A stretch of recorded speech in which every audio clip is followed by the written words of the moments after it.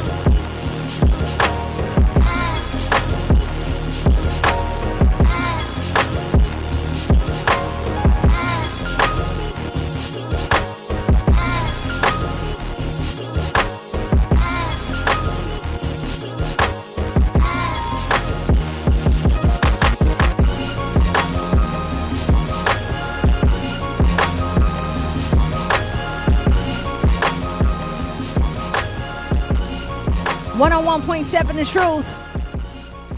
Happy Tuesday, Milwaukee, Truth Nation. Thank you so much for tapping in with us today. Make sure you like and subscribe to our YouTube channel. Follow us on social media. We're on Instagram at 101.7 The Truth. And tap in MKE.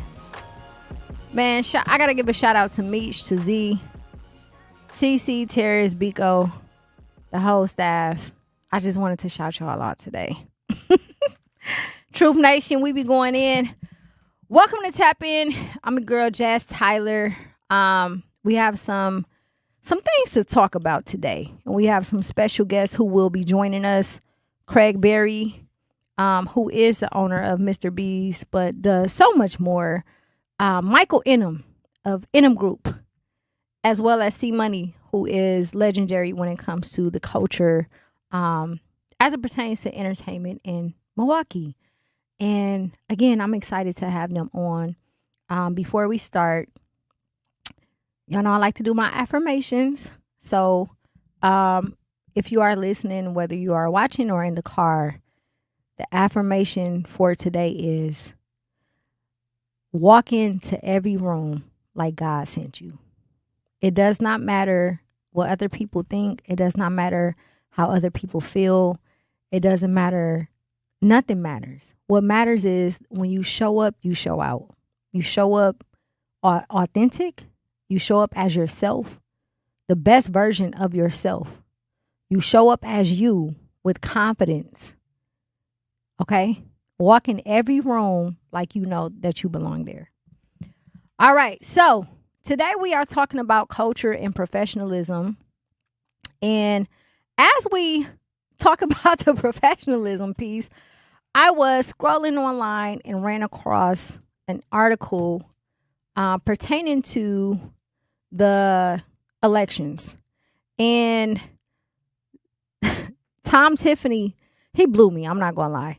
This comment that he made in comparison with slavery is mind-boggling, and I don't foresee it as being professional. No matter how much he tries to paint it, no matter how he tries to flip it to make it work in his favor, it's insane. So, Congressman Tom Tiffany, who's currently running for governor of the state of Wisconsin, recently spoke about Wisconsin history, noting that the Republican Party was founded in Ripon, Wisconsin in 1854 to oppose the spread of slavery.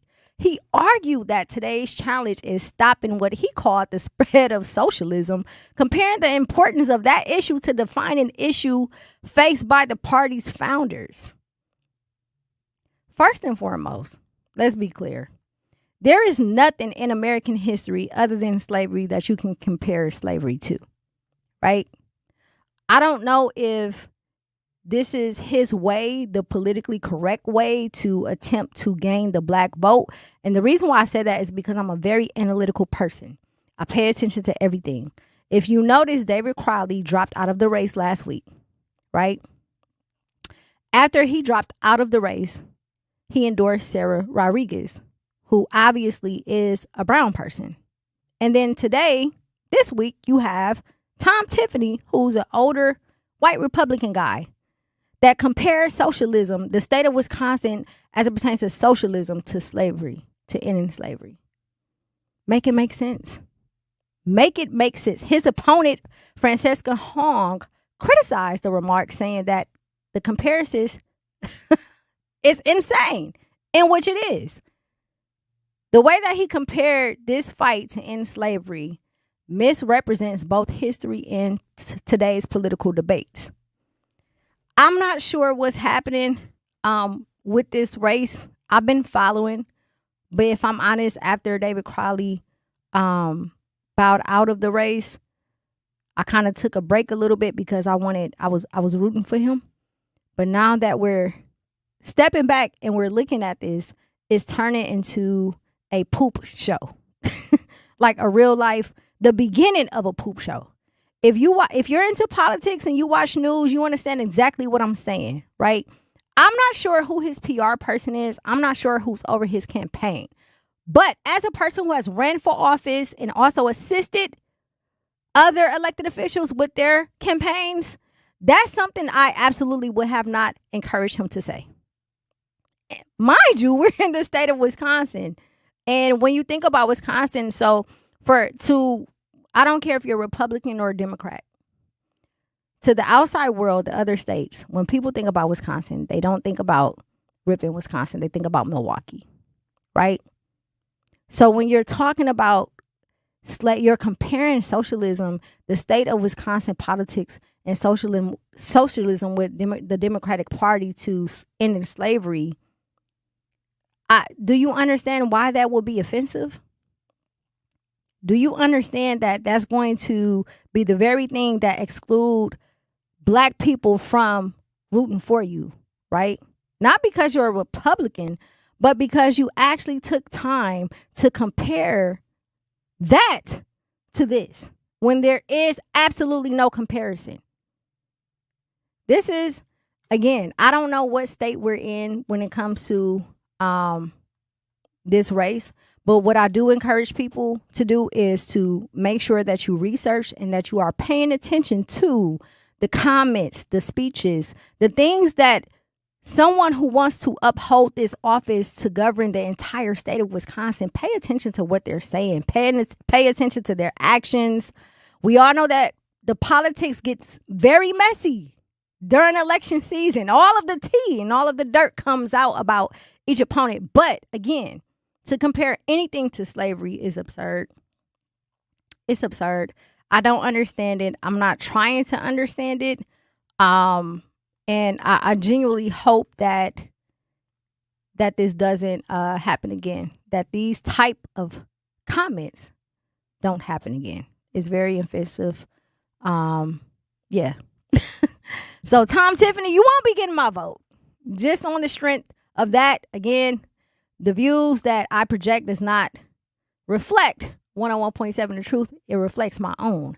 But as someone, as a black woman in this country and in this state, that comparison was insane and mad offensive. And for that reason, I can't rock with it. I can't rock with it.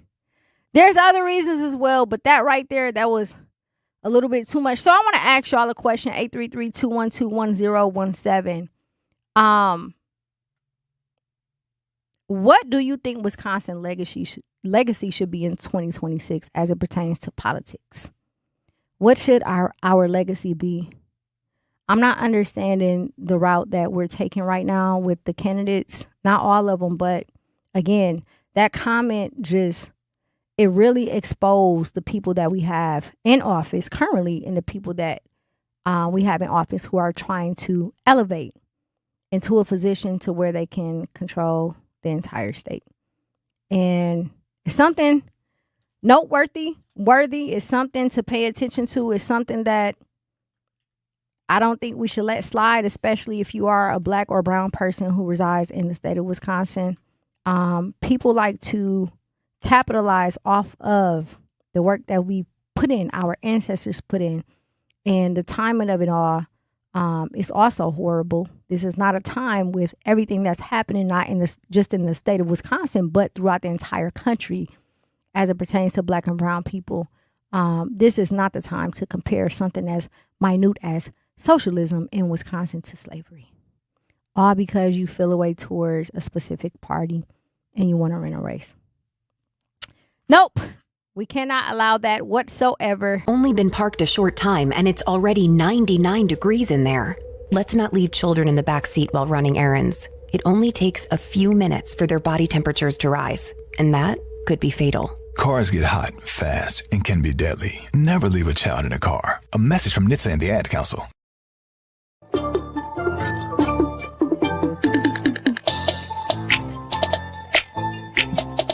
101.7 The Truth. It's your girl Jazz Tyler. We are live and direct at the award-winning 101.7 The Truth American Family Insurance Studio in the beautiful heart of downtown Milwaukee. Thank you so much for tapping in with us today. Before we went to break, I was talking about the recent comments that Congressman Tom Tiffany mentioned in comparing socialism as it pertains to politics to slavery and to ending slavery.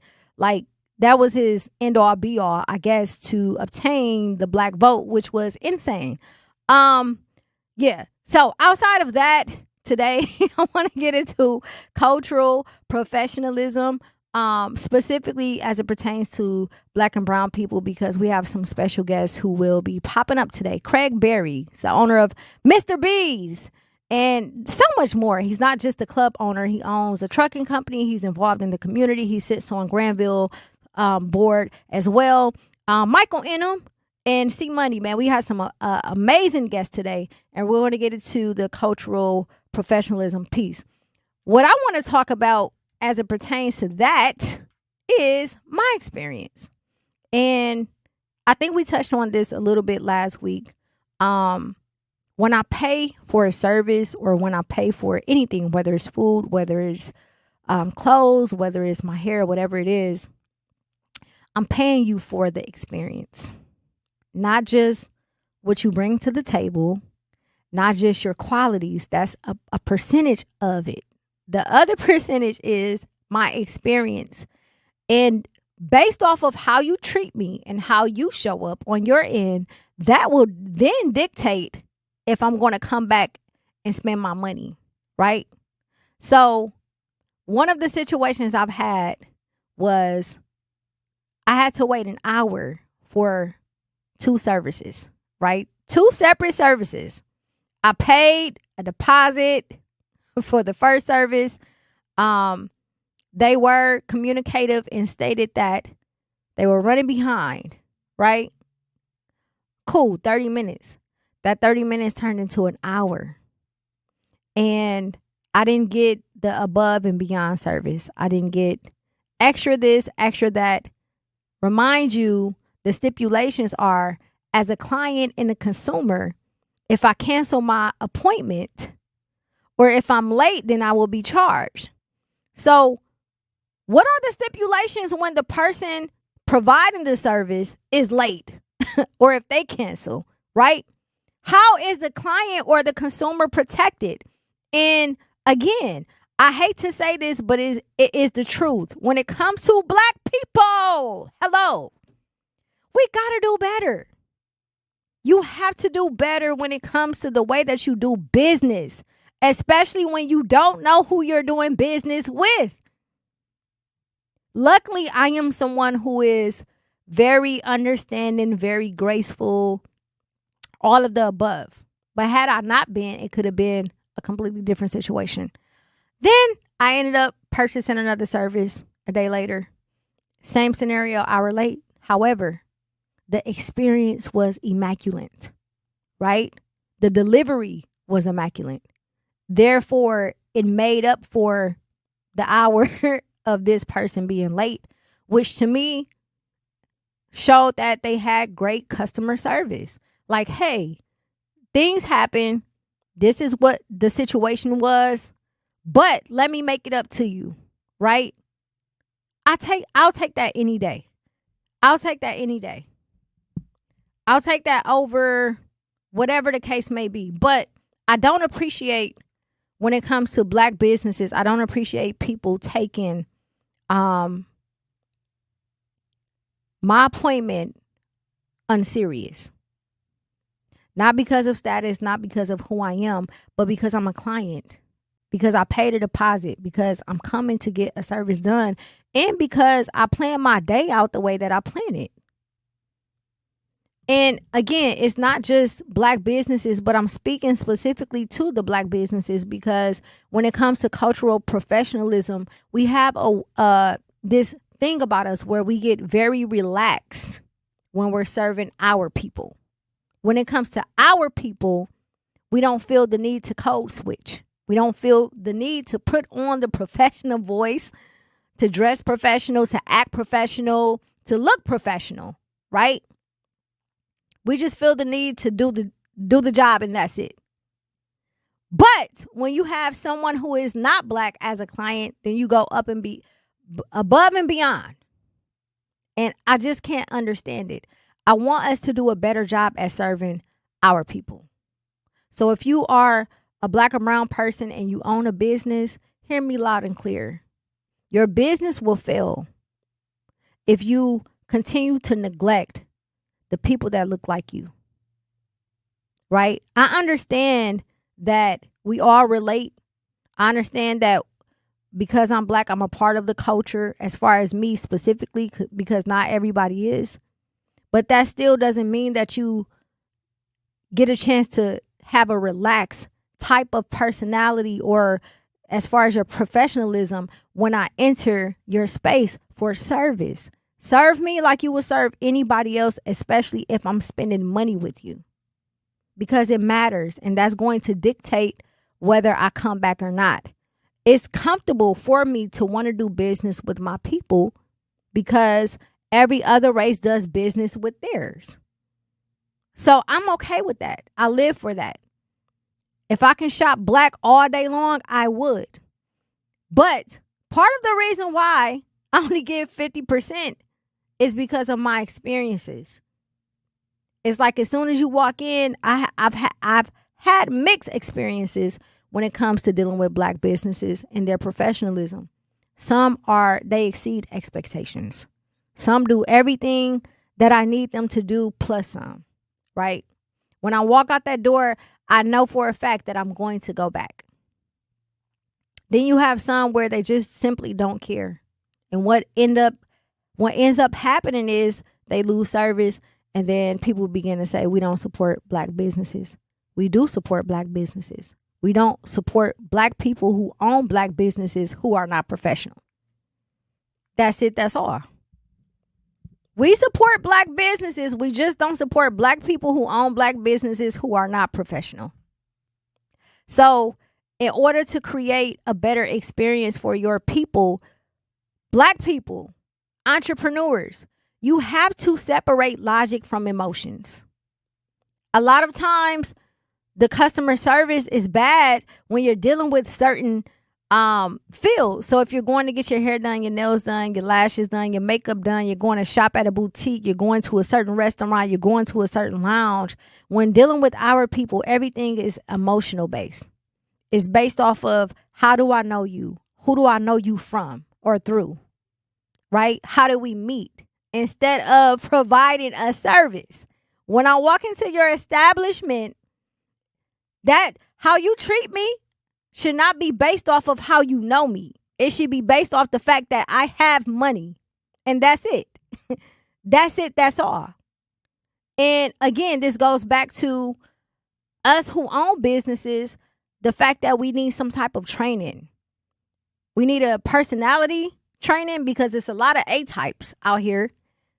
We need customer service personal training as well. You have to go through certain trainings in order to deliver. Because I'm telling you, I'm so fed up with this. I'm so fed up to the point where the way I spend my money is very limited now. Because everybody is operating in emotion and with ego when they are servicing their people. And it's extremely disappointing.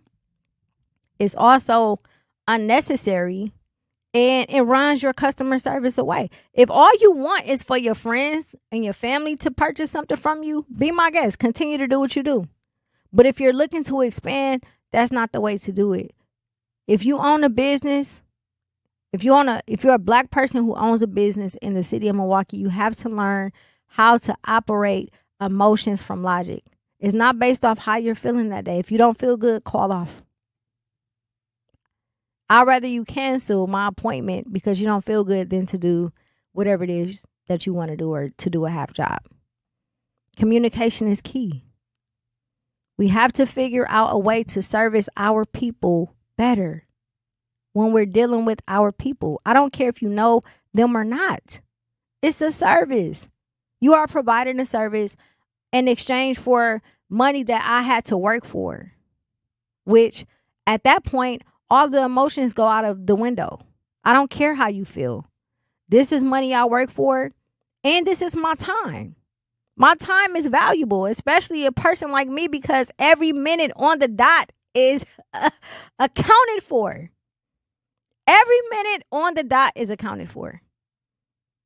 So again, we have to begin to learn how to treat us when we are doing business with each other. We have to do a better job at that. And I know I've talked about the negative side, but the positive side of it is there are some amazing Black-owned businesses in Milwaukee who demonstrate great professionalism, who make sure that when you come, you have an amazing experience and that every dollar you spend is counted for. And those organizations, I truly, truly value. I do. Because again, you're going for an experience, right? You're going because you like the atmosphere, you like whatever service they're providing, you like their personality, you like the professionalism. And there is some amazing Black-owned businesses throughout the city of Milwaukee who offer these things. And to them, I thank you. I thank you for making it easier, right? As someone who has had businesses and have a business, when you're dealing with people, you never know what they're going through. Someone may purchase something from you, your service, because it is a way for them to escape from reality. It is a way for them to take a breath. It is a way for them to run away from whatever it is that they're dealing with, which is why I keep emphasizing experience.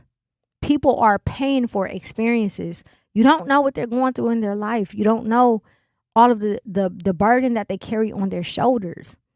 So when you are dealing with them in business, make sure that you take the time to think about that, right? It's not just about you. A lot of people are operating in a subjective manner because they never had nothing. And I understand it. You want something for yourself. I want something for you too. But how you treat me after I pay for a service dictates whether or not I'm going to come back. Because I'm not just paying for the qualities, I'm paying for the experience, right? I'm paying for more than just, oh, this food is good. No, how do you treat me when I'm there? What does your establishment feel like? What type of people do you have? How long did it take for me to get my food?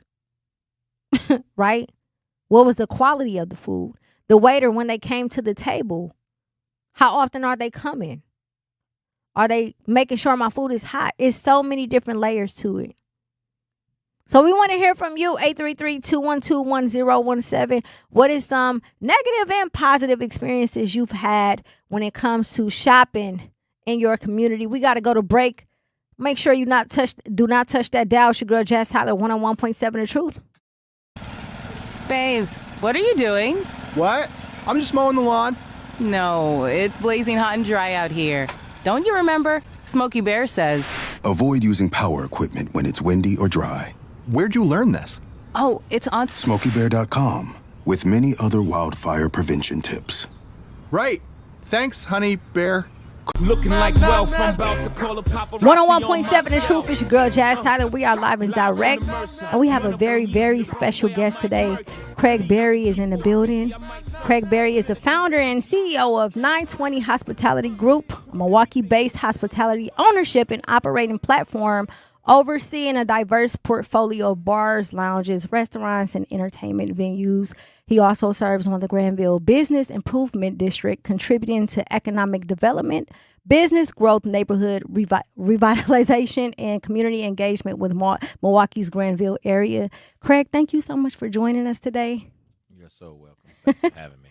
I appreciate it. We're going to talk about cultural professionalism. Before we went to break, we were getting into topics surrounding how we treat our people when it comes to serving them, right?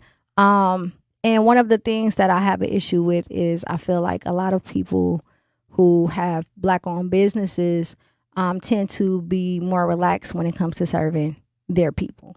There's no code switching. There's no, and this isn't for every genre, every lane, or every arena, but you have experiences where you walk into a hair salon and they may treat you a little bit different than if a white woman walked in based off of the professionalism. They're a little bit more relaxed. So the first question I wanted to ask you is about cultural professionalism, because you have been in business for over 30 years. How important is professionalism, especially when you are serving your people?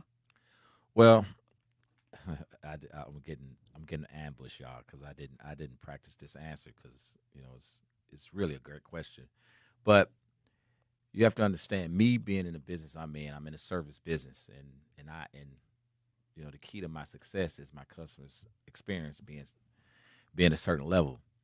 But you have to realize I also have to hire out of this community. Yeah. So when we go to some of these places like Walmart and Popeyes, and we experience some of these horror stories when it comes to service, what I do, I have to remind myself when I'm experiencing that as a customer that, wow, they have to hire out of this community. And it just reminds me how far we have to go with understanding the basics of etiquette and mannerisms. And it's a bigger picture than the service industry, Jazz. I'm just going to be honest with you. It goes back to some of the cultural issues that we're challenged with. I was just in the hallway talking to one of the other gentlemen, talking about, they don't, some of our people don't understand the importance of presentation and the way you're supposed to dress and how you're supposed to leave the house, hair bonnets, things like that. So I can go on and on. So all that's connected to some of the cultural issues that we have. And it's challenging. I mean, I have had to retrain staff over the years on the importance of customer service, and do not lower the bar because of these are Black customers. Yes. And use proper English and speak with a respectable tone. It could be challenging, coming out of our community with the hiring. Don't get me wrong, I don't lower my standards. I'm a proud MPS student, and but the way I parent my kid is the way I wanted them to present me, and that's what's missing in a lot of these situations. Is some of the kids just don't understand that you are a reflection of where you come from. Yes. So some of these kids, they just don't understand the importance of representing that last name you have. And it's a challenge. It's not easy. It's not easy. I'm so glad you brought that up, because I wanted to talk about fatherhood. Your son is amazing. I first met him when he came and did an internship in Alderwoman Cox's office. Oh, Little Craig. Yeah, Little Craig, yep. And I've watched him grow, and I've watched him succeed. And I know that he is a reflection of everything that you poured into him. With today's society and what's happening yesterday, I know you've probably seen the news. We were talking about friendships in the Nolan Wells case. Milwaukee in general, when it comes to your children, is your greatest concern safety, opportunities, or how the world sees them? Well, thank you. I appreciate the compliment on Lil Craig. Those that most of the friends that know me, they know I pride myself in my kids. My kids are my biggest investment, and as they should be for any man. But yes, Lil Craig, just when I was raising my kids, and my wife, we used to have a tug of war about some of the issues as far as principle, and this is not a democracy. This is how I run my house. This is a dictatorship. It's daddy's way or no way. And Ebonics was always the thing that we used to always get on our kids about because it's the principle of it. I wouldn't allow my kids to speak Ebonics in my house. Yeah. You have to use proper English. Even if you got Pampers on, I'm going to teach you how to pronounce your words because it's reflective of other things. And it shows through all of my kids. So anybody that know my kids, man, my kids, they know they're very articulate and things like that, because it comes from what I give them. Yeah. It's not just me. It's my wife, too. I got to give her credit.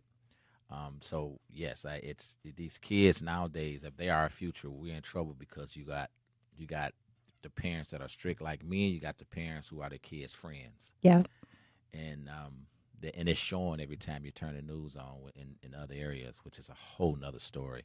And me being in the entertainment business, nightclub business, I have to deal with it daily. It's I don't have a lot of problems with my place, but again, I'm unk to a lot of kids. I don't even know their names. Yeah. And I appreciate it because it's a term of endearment, but a lot of these kids are really lost when it comes to conduct and principles, and it's deep. We see it every day on Water Street and Brady Street. It's challenging. I mean, it's a lot. It is. So with the way that you grew up is completely different from the way that your children have grown up. A man's job as a parent, I say this all the time, is you have to make sure your kid's life was better than yours. I had great parents, don't get me wrong, but if I died today at my funeral, I would like to think that my kids would say that I did a good job as a father. Yeah. But if we get enough of that, I think it'll spread. And a lot of our ills in this society will go away if fathers be a little more accountable and be closer to their kids, especially their sons. Yes. Because the common denominator with a lot of problems with some of these kids is the father's not there. Yep. And some of these fathers really don't deserve to be fathers with the way they're acting. So this is deeper than entertainment, obviously.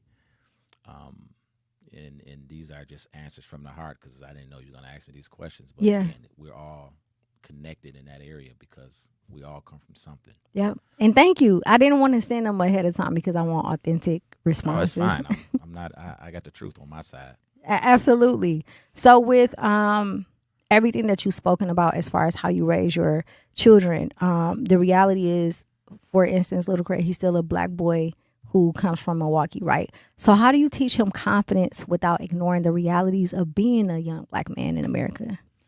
How do I teach him? I mean, Craig was an easy kid. It was easy for him. I mean, it wasn't easy for him, but I really protected my kids from a lot of things because, I come from the streets myself. Yeah. I wasn't a saint always, you know what I'm saying? So I use my experiences in life and mistakes I made when I raised my kids. I got 4 kids, two boys, 2 girls, and they're all great kids. And but it's Little Craig that everybody asks about, probably because he's my namesake, pre-law student. He's doing big things. But it's kind of hard to answer some of those questions without sounding biased with my other kids. But it's raising the kids is not easy, man. I don't care what book they write. It's case by case basis, and I've been blessed with all of my kids to give them the principles that I came up with. Now, Craig and Ariel and Deontay and Charity, they're all successful in their own rights, and they all made their mistakes as well in coming up. But overall, my kids are batting 1,000. But I'm blessed, and I know everybody don't have that story to tell. Yeah. So that's why I mentor a lot of kids and a lot of fathers, a lot of kids, that went through things and don't understand the importance of staying close to your kid, regardless to if you're with the mom or not, because that's the other issue. That part. The other issue, some people, when they break up with the mom, they break up with the kids, which to me that's terrible. But and I look at my upbringing from my father. I was raised by my mom and my stepdad, and he was great. May he rest in peace. He died a year ago, and he was great. But however, it's nothing like that genetic connection to your actual dad. So, and my actual, my biological father, he was there till he passed in 1999. But I took my experience and the mistakes my dad made and applied it to my fatherhood and made sure my kids had everything they needed. But again, this ain't about me. This is about our community overall. I think if we as fathers, as they say, each one teach one. Yeah. If we reach out to some of these kids, because this Gen Z is scaring me. Yeah. this Gen Z is scaring me, and seeing some of the music and the content that's in this music, it scares the heck out of me. And you see these kids trying to live their life through a video game. Yes. Social media posts. Social media is the worst thing to happen in our community, if Yes. you ask me. I'm just being honest. Absolutely. I benefit from it because of the businesses I run is able to get marketed through that. But however, with the big picture, I think the bad outweigh the good with social media, especially when it's not used correctly. Yeah. And it's really affecting us. And I think it's 20 years from now we'll look back and regret some of the decisions we made with the content that we post. Yep. Because some of us live our life through social media, which to me is ridiculous. Because you create a persona of who you want to be and not who you are. That's right. A false reality. False reality, and I see it every day. I see it. You can't put a filter on We Energies when they send that bill. That's right. you got to be accountable. That's right. So but again, it's deep. It's a lot that can be discussed in all those areas, but we're here. Absolutely.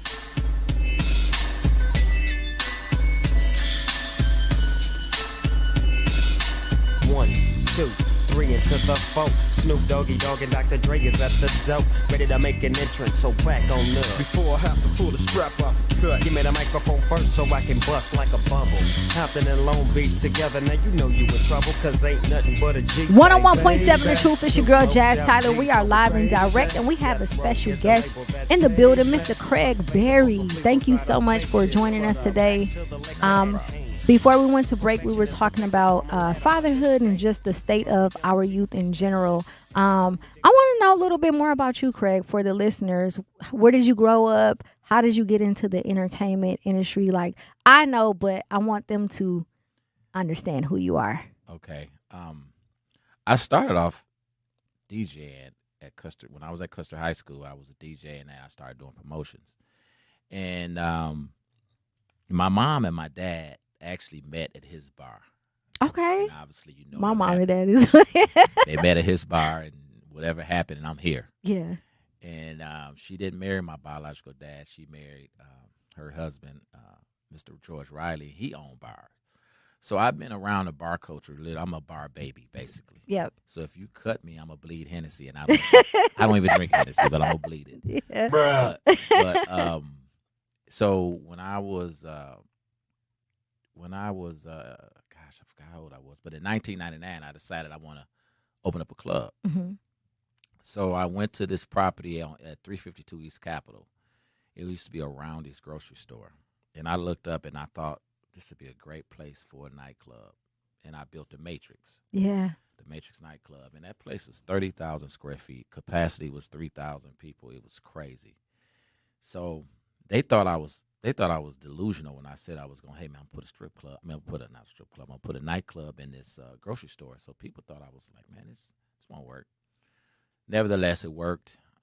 It was a huge success. It kind of changed what Milwaukee was used to seeing when it come to nightlife. Yep. With the celebrities and the capacity and the way we did it. Then after that, I did a couple more clubs, Double XL, Club Escape, Matrix, Kiss. Right now, it's Mr. B's and Legends. Mm-hmm. And then it's, Mr. B's is pretty crazy on Tuesday. It's pretty busy. We do R&B Tuesday there. It's phenomenal. We do at least 1,000 people every Tuesday. And then Legends, which caters more to the 21 and up. Then we got Switch to Sports Bar, which is open 7 days a week at the same address as Legends. And matter of fact, we got the Blues Festival this weekend. Yeah, I seen that. Oh man, it's gonna be big, man. It's our 11th year. The Granville Bid District does this Blues Festival. This is the 11th year. I've been there since day one, and it's grown every year. Yeah. With participation, and this year it's gonna be even bigger and better. Got a lot of major artists. Kelly Price is a headliner this year. Yeah, I'm coming. Yeah, I don't do much, but I'm coming to that. It's the next 2 weekends in Mr. B's parking lot on 86 and Brown Deer. I mean, it's a community-friendly event. It's free, kid-friendly, tons of vendors. It's going to be nice. But, yeah, so that's what I do. That's my main thing. And then I'm building a skating rink. It's going to be called Flow. We're about 20% through in the construction. We're just waiting on some other architectural designs to get done. Do anybody else know that, or is that an exclusive? Well, I mean, we was at the mayor's state of the city, and we had our Flow shirts on. That's the name of the skating rink, Flow, and it generated a lot of questions and conversations. And that was by design, because we was trying to make sure Milwaukee was ready for another skating rink. Because the last one we had was a Palace, and you're not old enough to remember the Palace, Jazz, but Am I not? the Palace was smooth, man. I heard about it. That was the spot right on Houghton and Capitol, and it was. But I'm not. It was on Port Washington Capitol. But what we did here is we retrofitted the space, and it's about 25,000 square feet. It's gonna hold about 800 skaters. It's gonna be Wow. It's more. It's not just a skating rink; it's an entertainment venue. So it's gonna have games, party rooms, stuff like that. It's gonna be pretty nice. That's what we need. We got to get these kids somewhere to go. Yes. Got to give them something to do. We need that. But I want the right kids in there too. So that's a whole nother story. Because again, Gen Z is scaring the hell out of me, y'all. Yeah, they taking over the city for sure.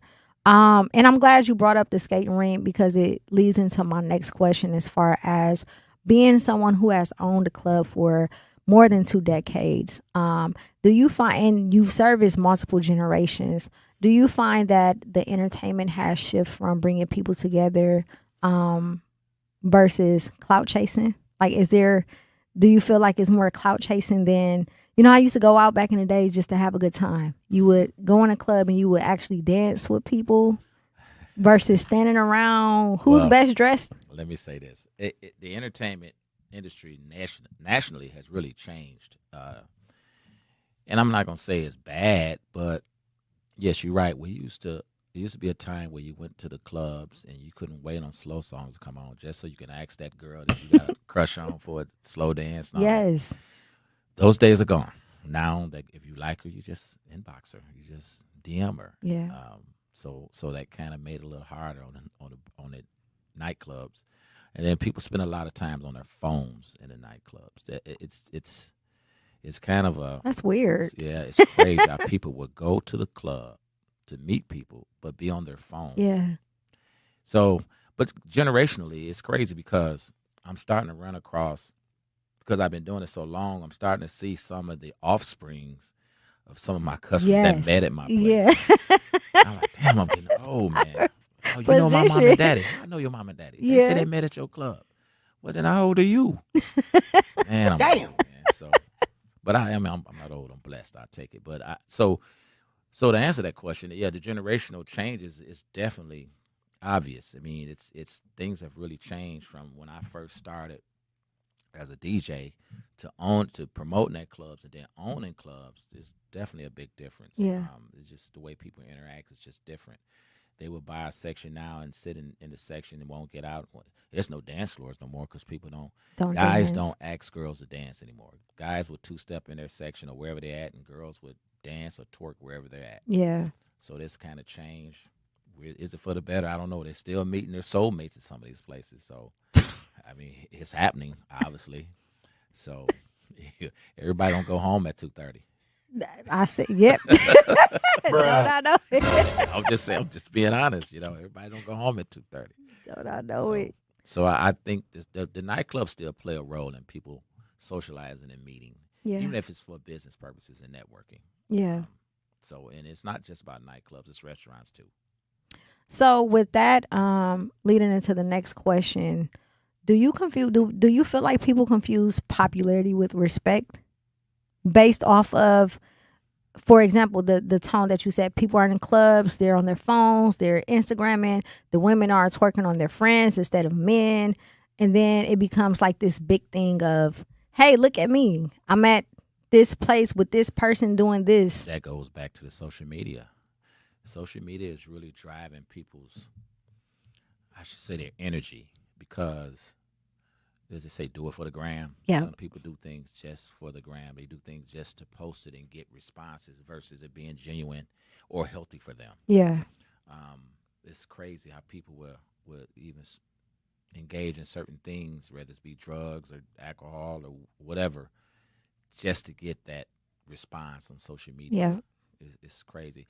One of the reasons they say I can be mean with some of these people, that content creators that come in my place, because you get people that come in there with their cameras and stuff. I can't control the imaging that they're taking and what they're doing with it and what's being said. So I kind of try to monitor it just for that reason, because information is power. Yes. So it can be challenging sometimes when you get some of these people that just want to post everything without putting it in proper context. Yeah.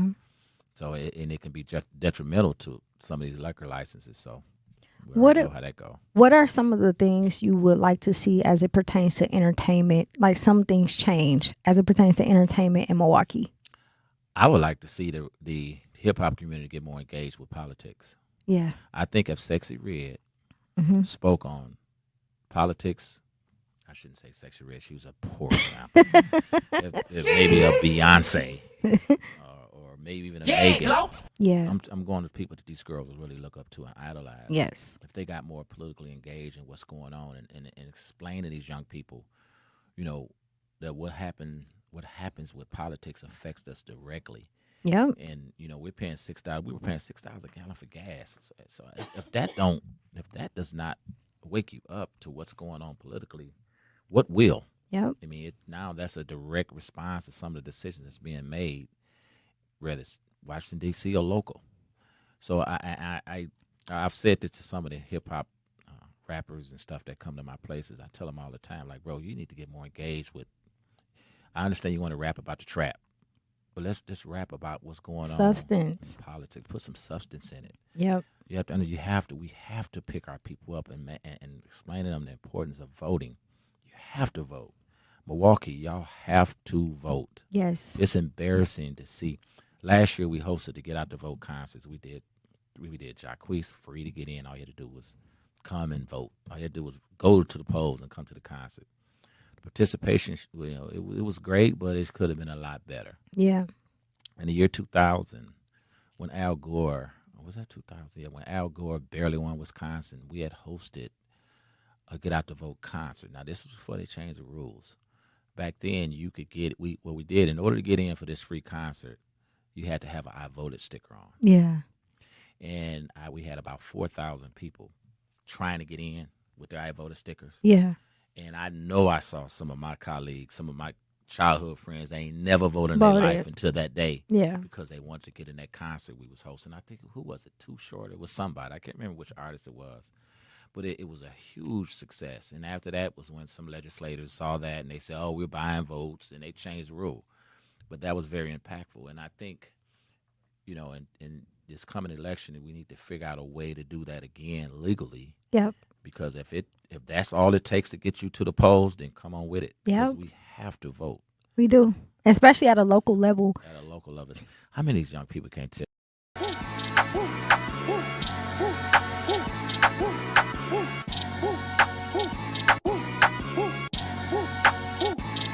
Running to the checker flag, running through the red light. 12 can't be gun and won't pull over till I'm dead right. Ride till the sunrise, can't about no bedtime. Ain't gon' get no ride with me, let they fight better know. From West Side Atlanta or the best style, all the way to Crenshaw, I'm out of mind, better know. Big poppin' ain't no look, dropping bags, it's a lot to you, to me a look. Let them down, Chevy 40 Cal in my lap. Real dope boy. 101.7 The Truth. It's your girl Jazz Tyler. We are live and direct. We got a special guest in the building, Mr. Craig Berry. Thank you so much for joining us today. Craig mentioned you have a skating rink coming up. I'm excited about that. We was just talking about things that the youth need to do. And for the youth who are listening, skating was a big thing back in the day, even in my time. But can you elaborate a little bit more on Flow and what that looks like? Well, it's like I said, it's going to be next door to Mr. B's. Everybody wonder where it's at. It's next door to Mr. B. The address is 8633 West Brown Deer. It's on a major bus line. Like I said, it's going to offer not just skating; it's just entertainment venue or complex.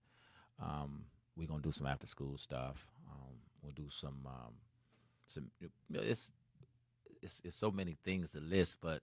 And we actually got a website we great put up, but we're just waiting to get some more construction done because we don't want people soliciting yet. Yeah. Because there's too much going on with the construction. So that's it. I mean, it's way overdue. I got a lot of pushback from certain people that was a little apprehensive about the crime element, and You know, you have to understand, I deal with young adults when they're drinking. So if I can handle that, I think I can handle youth. yes. I Yep. think I can. I mean, don't get me wrong. I met with Chief Jeff Norman briefly about it at the mayor's event. He said he's going to give us whatever help he can. Yeah. But we're going to need. It's going to take the community for this to work. Absolutely. But getting kids in the building is easy, but it's keeping them safe. Yeah. Is the main thing, and keeping the community safe. Absolutely. So we are aware of that, and it's a need. We got to get these kids somewhere to go. Yeah. It's one of the problems we have is the kids rather play video games all day than come outside. I used to cry when it was time to come inside. Yes. My grandkids, I got to push them out the house. To Get go. out there and play, and they feel like they're getting penalized. I'm like, what has happened? Yes. It's completely different. Yeah, so It's different. playgrounds are empty. Yep, they are. So I've seen your journey. I've worked with you multiple times, from kids to political events, and also with your son. And I've seen the work that you do in the community, which is one of the reasons why I did ask to have you come on the show as well. How important is it for someone of your status who is a prominent figure in not just entertainment, but just overall, to be engaged in the community? Well, this is where I come from. I mean, I'm proud to say I'm from Milwaukee. I'm not one of those people that go out of town and claim another city or because the first thing people say is, it's black people in Milwaukee. Right. When I go out of town, yeah. And or some of it is the Jeffrey Dahmer effect, quite frankly. Right. So, but no, I'm proud to say I'm from here. And Milwaukee has a lot to offer people. And it's not all bad like suburban America thinks. Yep. The media plays a role in that a lot because it's the way it's perceived. It scares the hell out of the suburbans that Milwaukee this, Milwaukee that, because that's what you see. But there's a lot of good out of Milwaukee, such as the Jasmine Tylers and hopefully the Craig Thank Bears. you. Yep. But I believe in being aggressive and trying to help your community. I employ 63 people, and I like to think that my decisions, it goes a long way with helping those I have never laid eyes on, just indirectly or directly.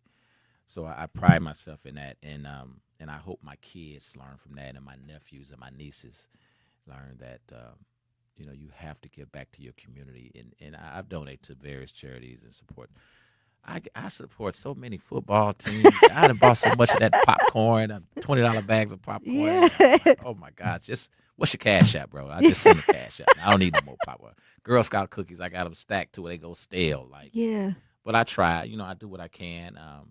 And we do tons of repasses for people too that are indigent, and it's sad to see some of these people get taken away from our community. It's sad. Some of the stories, and I do a lot of those, and I do it not just for the recognition because I never talk about it, but I do it. I think it's the right thing to do, bringing people together in those moments and watching them fellowship together and I hear some of the things said because we pass the mic around in most of our repasses because, at the funeral, you only got 2 minutes. Yep.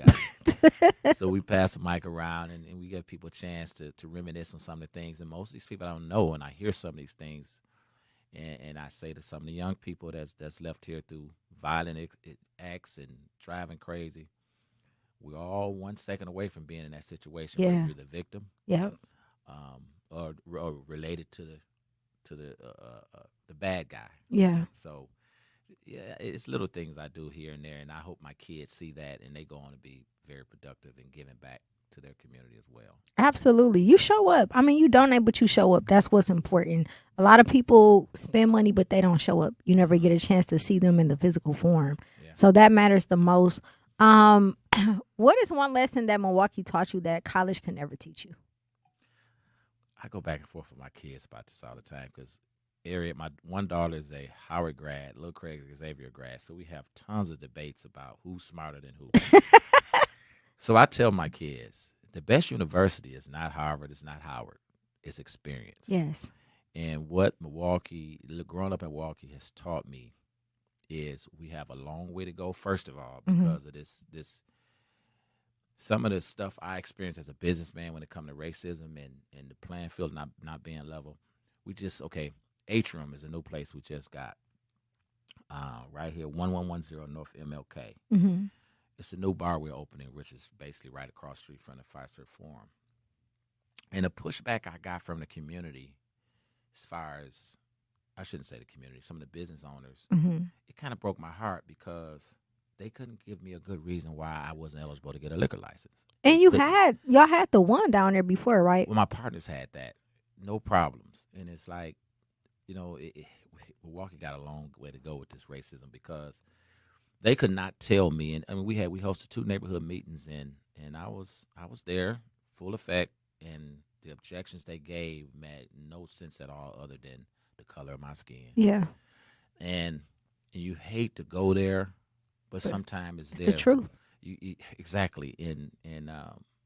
But I straightened them out. Yeah. And I got the license. And Alderman Bauman, shout out to Alderman Bauman, he supported me.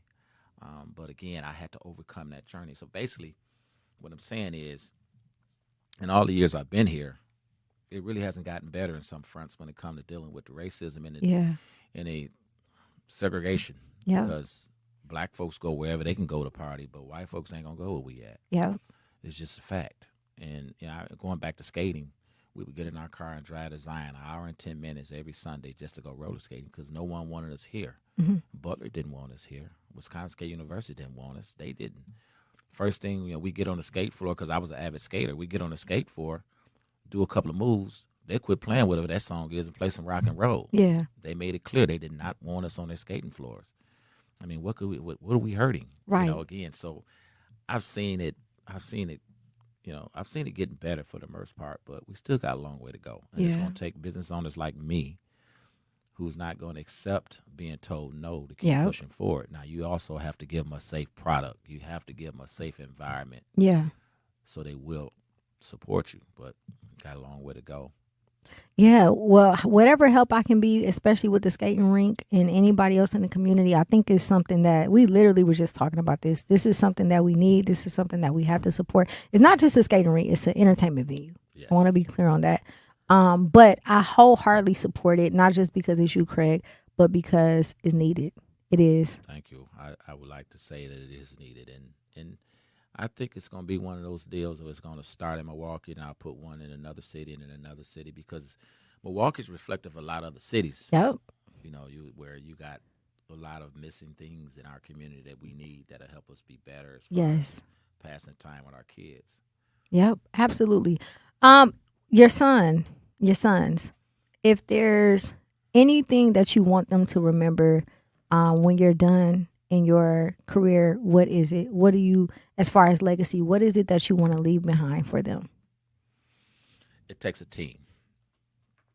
I married well too, so my wife, shout out to Erica, she was really there and she helped me stay focused.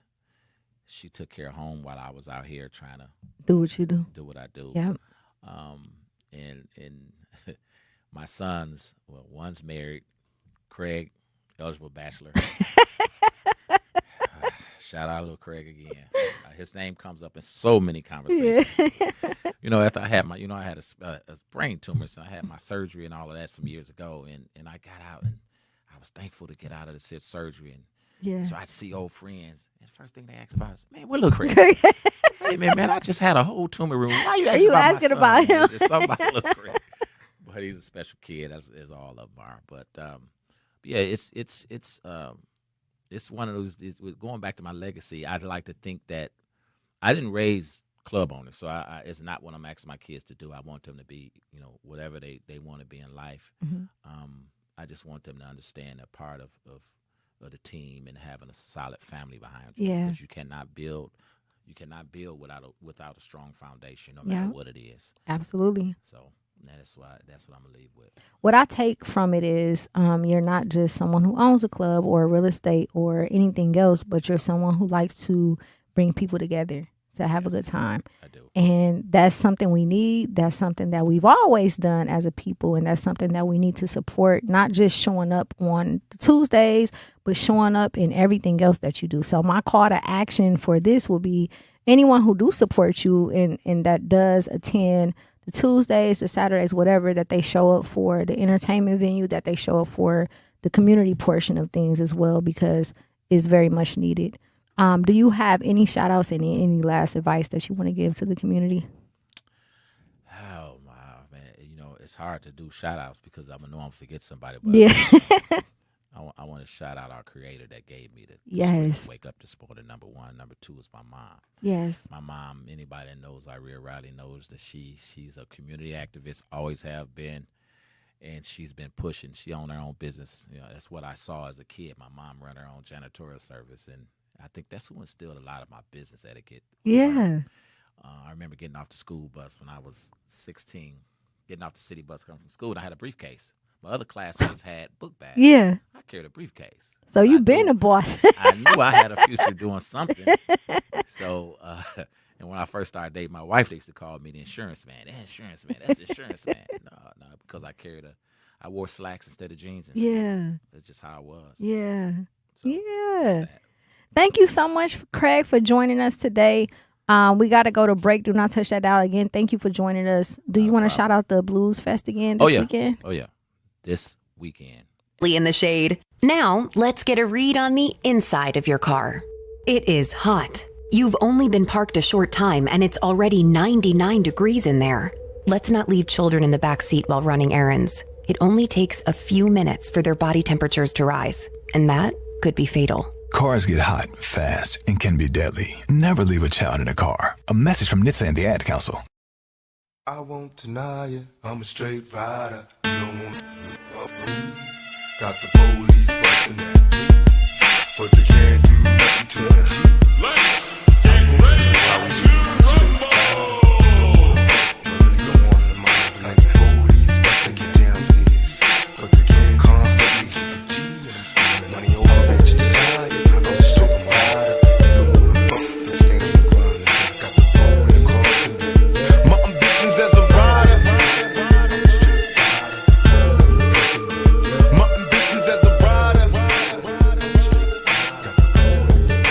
101.7 The Truth.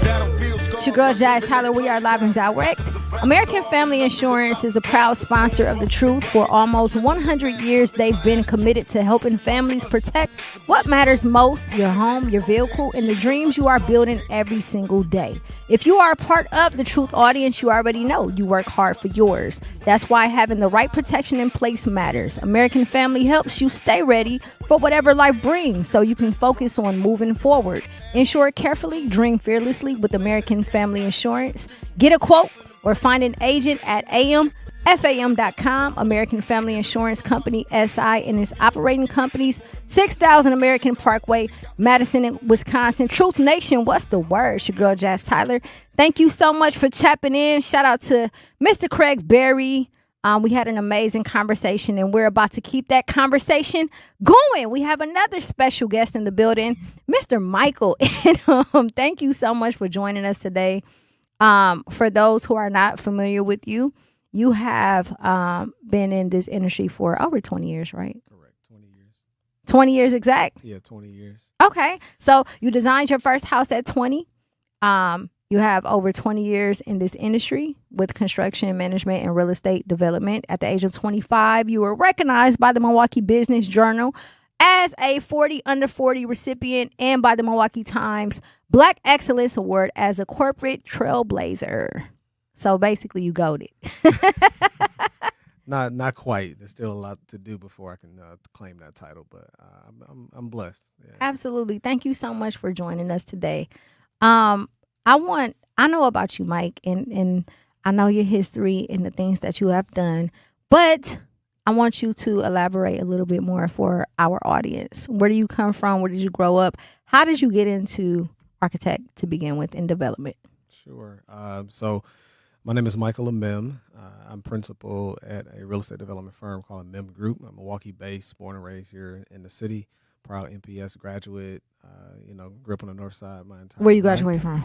I went to Bradley Tech. Oh, here we go. I knew it. I knew because Mish got two. See, I went to Bayview, so. Okay. Yeah. Okay. Mish got a little hype back there. We're not going to hate you for that. It's all love. It's okay. I ain't tripping. Yeah. But no, I went to Tech for a purpose. Like I knew very early, I would say, early in middle school, maybe 6th grade, like I wanted to be in the construction development, industry. Mm-hmm. So I, wanted to go to tech, took up architecture in high school. Yeah.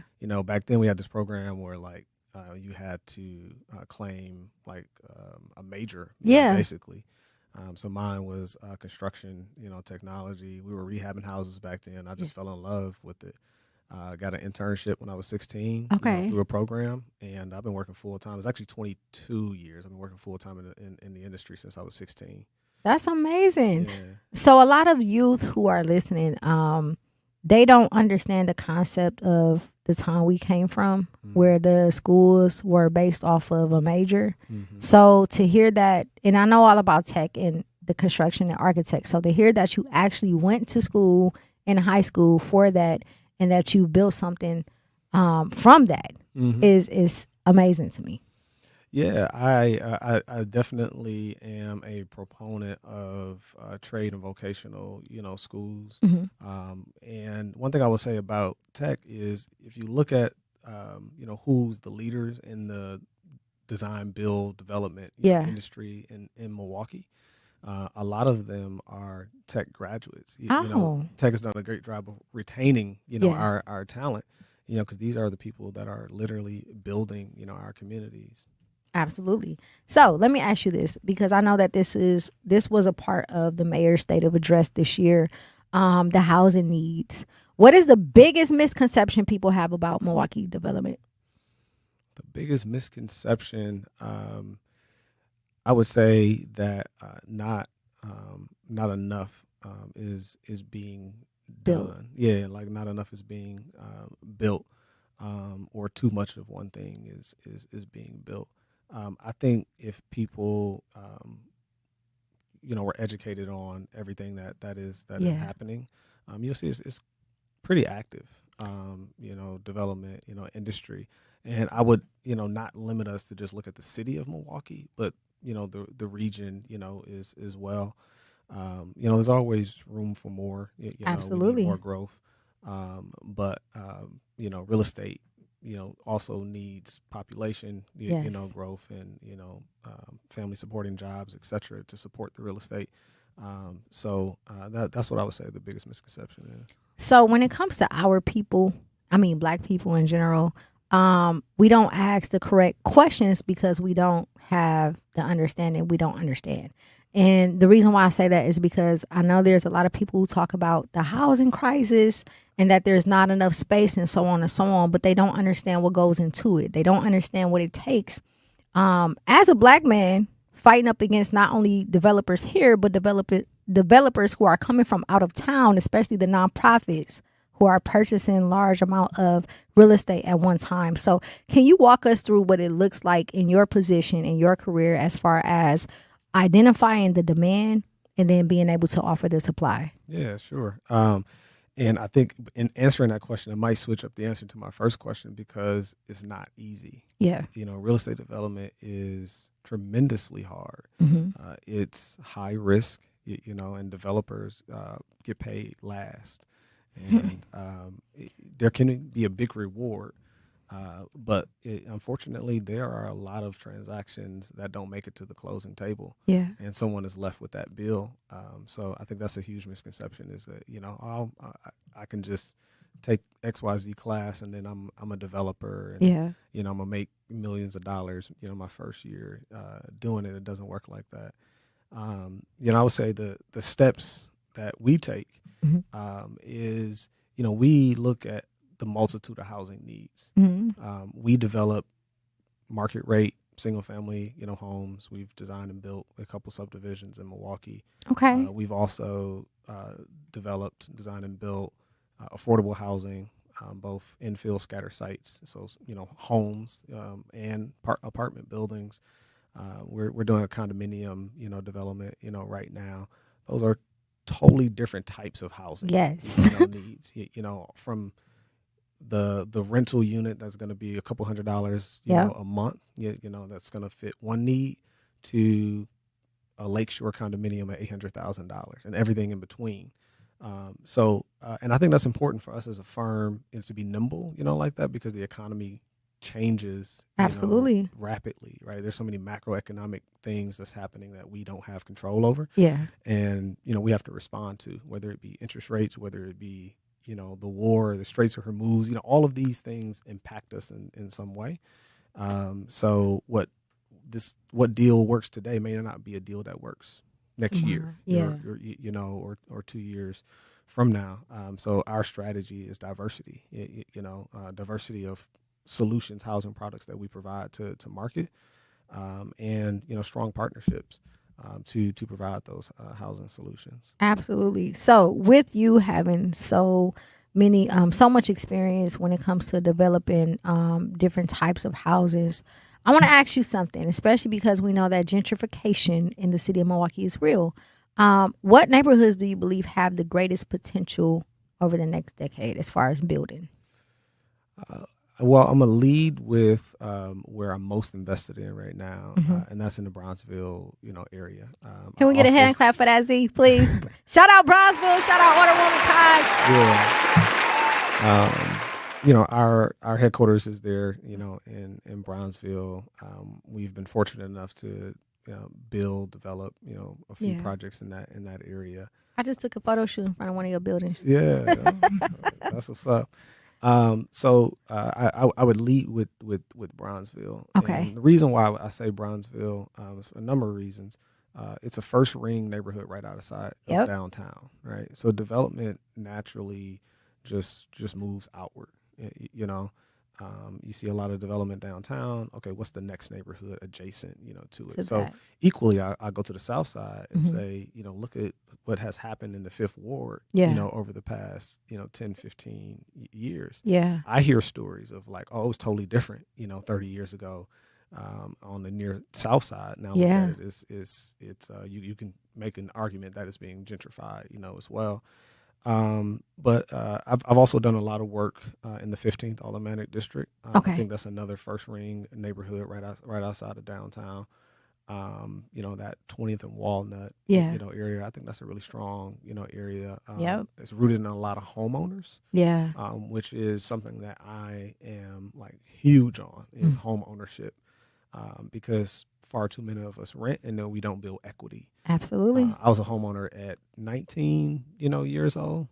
And my story of, home ownership and how that helped me personally and professionally is something that more of us need to be able to tell. So home ownership opportunities are really great there. And then also, I would say the northwest side, of Milwaukee, something has to happen.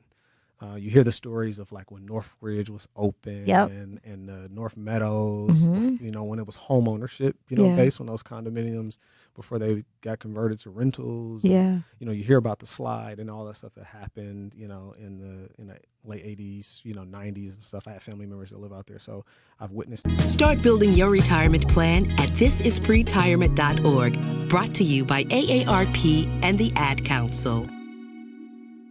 For 75 years, the Muscular Dystrophy Association's voices have thundered through the halls of Congress.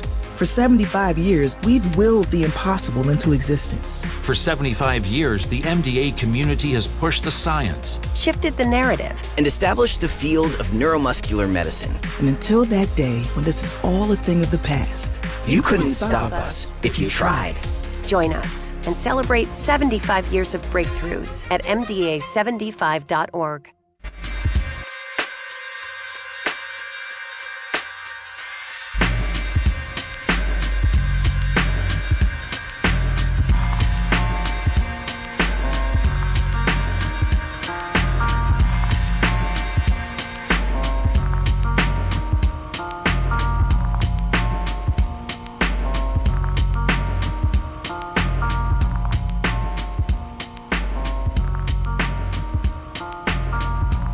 One on 1.7 The Truth with your girl Jazz Tyler. We are live and direct. We got a special guest in the building, Michael and Mim. Thank you for joining us. He gonna kill me for chopping his name. All right, so we are talking development, professionalism, all of the above. The housing crisis, right? For those who are joining us, can you just give a brief description again about what it is that you do? Yeah, so I am a Milwaukee-based real estate developer. Mim Group is the name of my firm. We essentially buy land or buildings, and we come up with the vision of how to repurpose the buildings, whether it be additions, renovations, or how to build new properties on top of the vacant land. And we basically quarterback the entire transaction, hiring architects, hiring the contractors, getting the financing, owning, operating it, or selling it. That's a high-level summary of what we do as real estate developers. So we were talking about how the housing crisis and development overall. Now let's talk about development versus community. I've been watching some of the things play out. One of the most recent things was the development the old Walmart in Midtown. Mm-hmm. They didn't want it to be this was like a cyber center or whatever the case may be, which means that the community voiced their opinions. My question is for you as a developer. Do you think that residents should have a larger voice in shaping new developments? Absolutely. We will never develop anything in a vacuum without having community feedback. That is paramount. That's step one. Yeah. I'm never going into a neighborhood, without understanding tapping in. Yeah. That neighborhood and what the needs of that neighborhood are. Speaking with the local elected officials, the block leaders, et cetera. That's step one. Yeah. And the question was specifically, should the community have a larger role in development? I think what we witnessed happen at Midtown, and it's not the first time something like that has happened. I remember on King Drive, we were talking about Bronzeville earlier, where the developer was trying to put a Dollar Tree at Pete's. Yeah. And the community, spoke out about it. And I was at those listening sessions. And the community voiced their opinion, and ultimately they got a grocery store. I'm in that grocery store, a few times each week. Me now, too. Right? Yep. So the community conversations are extremely important. Absolutely. So we were talking about Bronzeville. Everybody know how much I love Bronzeville. How do you improve a neighborhood while preserving its history and culture? And I speak of Bronzeville specifically because there's been so much work into people trying to come in and take over who are not a part of our community and who do not understand the importance of having Bronzeville built to what it is now. I've sat in, when I worked for Alderwoman Cox, I sat in her office and watched her work effortlessly to build this district up so that it can become something that we're proud of. So do you find any challenges with projects like this where you're trying to preserve the history, especially with the stipulations that some of the buildings may have if they're historic buildings? So how do you preserve the history in the neighborhood? I think the answer to that question ties back to the prior question, is involving the community. The community has all that tacit knowledge, all that legacy that exists. I think about real estate developers who came before me, like Beachy Brooks and him developing, Howyer Park, right? I can't imagine, developing something near Howyer Park without going to talk to those residents that have been there since the 70s, right? That have that rich history and that are vested. And I think, from a cultural perspective, we as Black people, historically in America, a lot of things have been taken from us. We've been disenfranchised, right? Yeah. We've been conditioned to question everything and not trust, people to come in and say, oh, I'm going to do this because it has happened, before, where people have made commitments and didn't honor, those commitments. So I think from a developer, one is talking to the community, understanding what their needs are. But two is having a good reputation and doing what you say you're going to do. Right. And not every decision that you make is about economics. Right. Obviously projects have to make money, right, to be successful. No margin, no mission. But there's a compromise always. So how can you involve the community residents in the planning, process? I think about our work with Bronzeville Center for the Arts and the Black Arts Museum. We're doing extensive community engagement. How can you employ the local community so they see, the benefits, not just in the construction jobs, but in operations long term? How can we keep our people working and invested, in our neighborhoods? So those are just some of the solutions. And related to like buildings, I love history. Right? Yeah.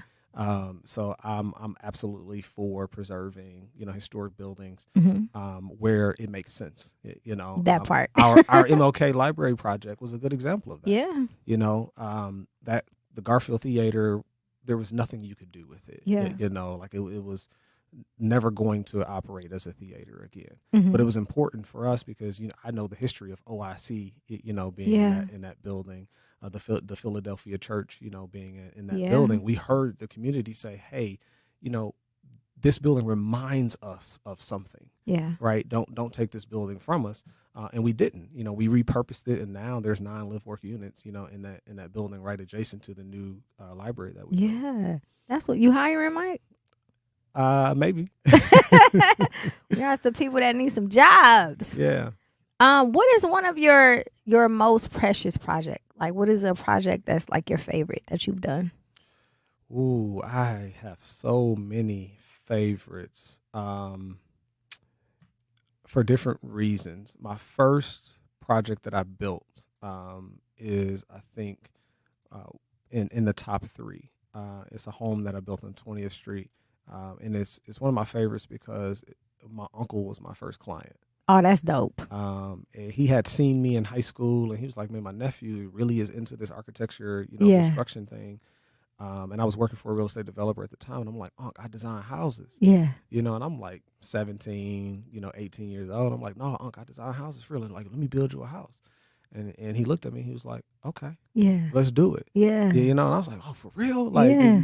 And he trusted me. I designed and built his house, and he was my first client. So just that memory, family believing in you. And I think that's huge, right? When we're giving an opportunity, absolutely, then we can yield results, right? Yeah. That was a cornerstone in my foundation to what now has become, $250 million plus of real estate development experience, over 600 housing units I've done in my 22-year career. Wait, slow it down. Hold on. You can't breeze. You can't just breeze over that. Like, you gotta come on. Go ahead. Break it down for us one more time.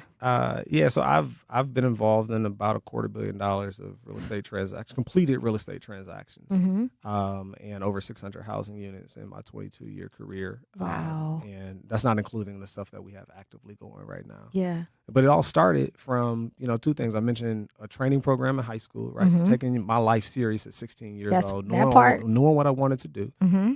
And also people reaching out to me as a 16-year-old. Yeah. Like, hey, there's this opportunity. Come to the library, for lunch one day. That's literally how it happened for me. And then 2, my uncle saying, hey, I believe in you. Yeah. Right. And then 3, I didn't even mention this earlier, but I was working for a Black woman. Yeah. And she believed in me. Like, I'm going to let you design. I'm going to buy the software for you to design it. I wasn't an architect.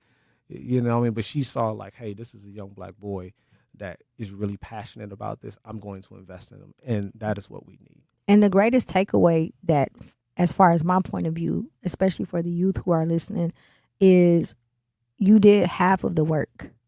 You believe in yourself first. Mm-hmm. That's why I tell my students, like, I can't want more for you than you want for yourself, right? So if you have a way to, if you start by determining what it is that you want to do, and then when you do that, everything else will align. Absolutely. Everything else will come to you. Like, your story to me sounds like it was all laid out for you to become successful. Yeah.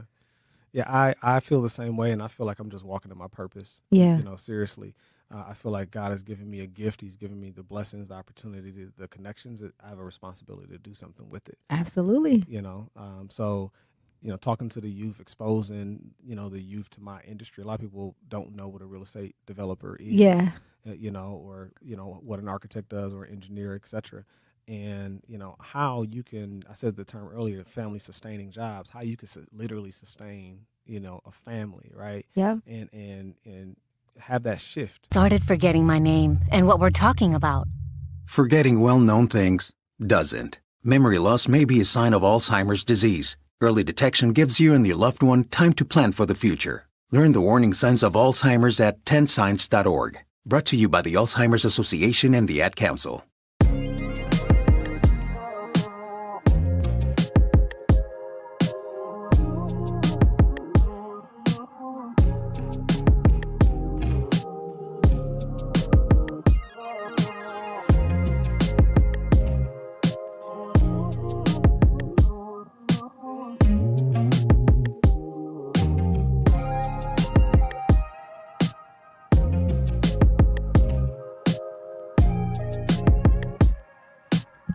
101.7 The Truth. It's your girl Jazz Tyler. We are live and direct. We got a special guest in the building, Mike. Amen. That was better. That was better. Thank you so much for joining us today. We are talking about the state of the housing. We are talking architect development, all of the above. Before we went to break, we were headed into the segment of young professionals and what it means for a young person in today's society to become a developer, and what does that look like? My question to you is, if a young entrepreneur wants to invest in Milwaukee, where should they begin? If they want to invest in Milwaukee, I would say they need to invest in themselves, and that looks different for different people, but my recommendation would be try to find the professional networks, and the people who are doing the work that you aspire to do. And if you're present, and you got positive energy, and you're willing to learn, you'll be surprised by how many people that will be willing to help you. And that was that was my story. That continues to be my story today. I did not get to where I am by myself. There's a whole host of individuals who have helped me along the way. So I think that's first and foremost. Invest in yourself. It's so much free education out here. It is. YouTube University is a thing, especially with AI and all that stuff. Like anything you have a question about, you can look it up and research. There's no excuses. Yeah, there's no excuses, right? So I think having that ambition, that drive, being committed to you, is first. Absolutely. Above anything. And then in terms of like physical investments, I mean, we talked a little bit about that, earlier. So I'm gonna focus the answer less on specific areas and more on like product. Start small. I bought my first duplex literally when I was 18 years old. And interesting story, we were talking about tech. I bought my high school duplex from my high school carpentry teacher. Wow. He was looking to sell, and I was like, hey, I'm looking to buy. Right. And it just came just from like networking and talking and having conversation, and that was a tremendous blessing. For me, with little credit history back then. Had a daughter on the way. I needed a home. To raise my family. And that same home helped me, be in a position where I'm able to send my daughter off to college, right? Because the house has appreciated. We sold it, had some equity, etc. So that small investment, that was $100,000 home, right? And that's not a lot of money for especially for back a home. then. Yeah, especially back then. And there's stuff that you can still get on the market, for less. And there's tremendous upside if you're willing to put in that sweat equity. Yeah. So when we talk about young people, or just not even just young people, anyone who is interested in development, is the biggest issue access to money, or is it access to actual mentors? I think the biggest issue is exposure. And while I said there's a ton of education out there, what you read doesn't give you experience, right? There's certain things that you just learn from, just doing. And there's not a lot of us, minorities, whether you're Black or Hispanic, or any other ethnicity, that have, been in this industry and done a lot of transactions. So I think that maybe ties to mentors, right? There aren't a lot of Black mentors that you could go to, right, to sit down and have lunch or coffee with, and bring a deal to them and say, okay, hey, I've done all of this. These are the questions that I have. That's something I want to personally do. More of is being available, to mentor, not just the youth but aspiring. I was going to ask you that. How late is too late? It's never too late. I mean, it sounds cute, but we all know let me rephrase that. How late is it too late to obtain a mentor in an arena like development? Seriously, it's never too late. I know people who are 10 years, 20 years my senior that are just getting their toes starting. wet in development and calling me as the little big brother. Asking for advice. It's never too late. Okay, I like that. That's motivational. So if I say, Mike, I need you to mentor me, you got me? I got you. Yeah, that you sound too confident, Mike. You don't You're doing believe such in a me good already. job on radio. That's basically cue for do not come over here with the development piece.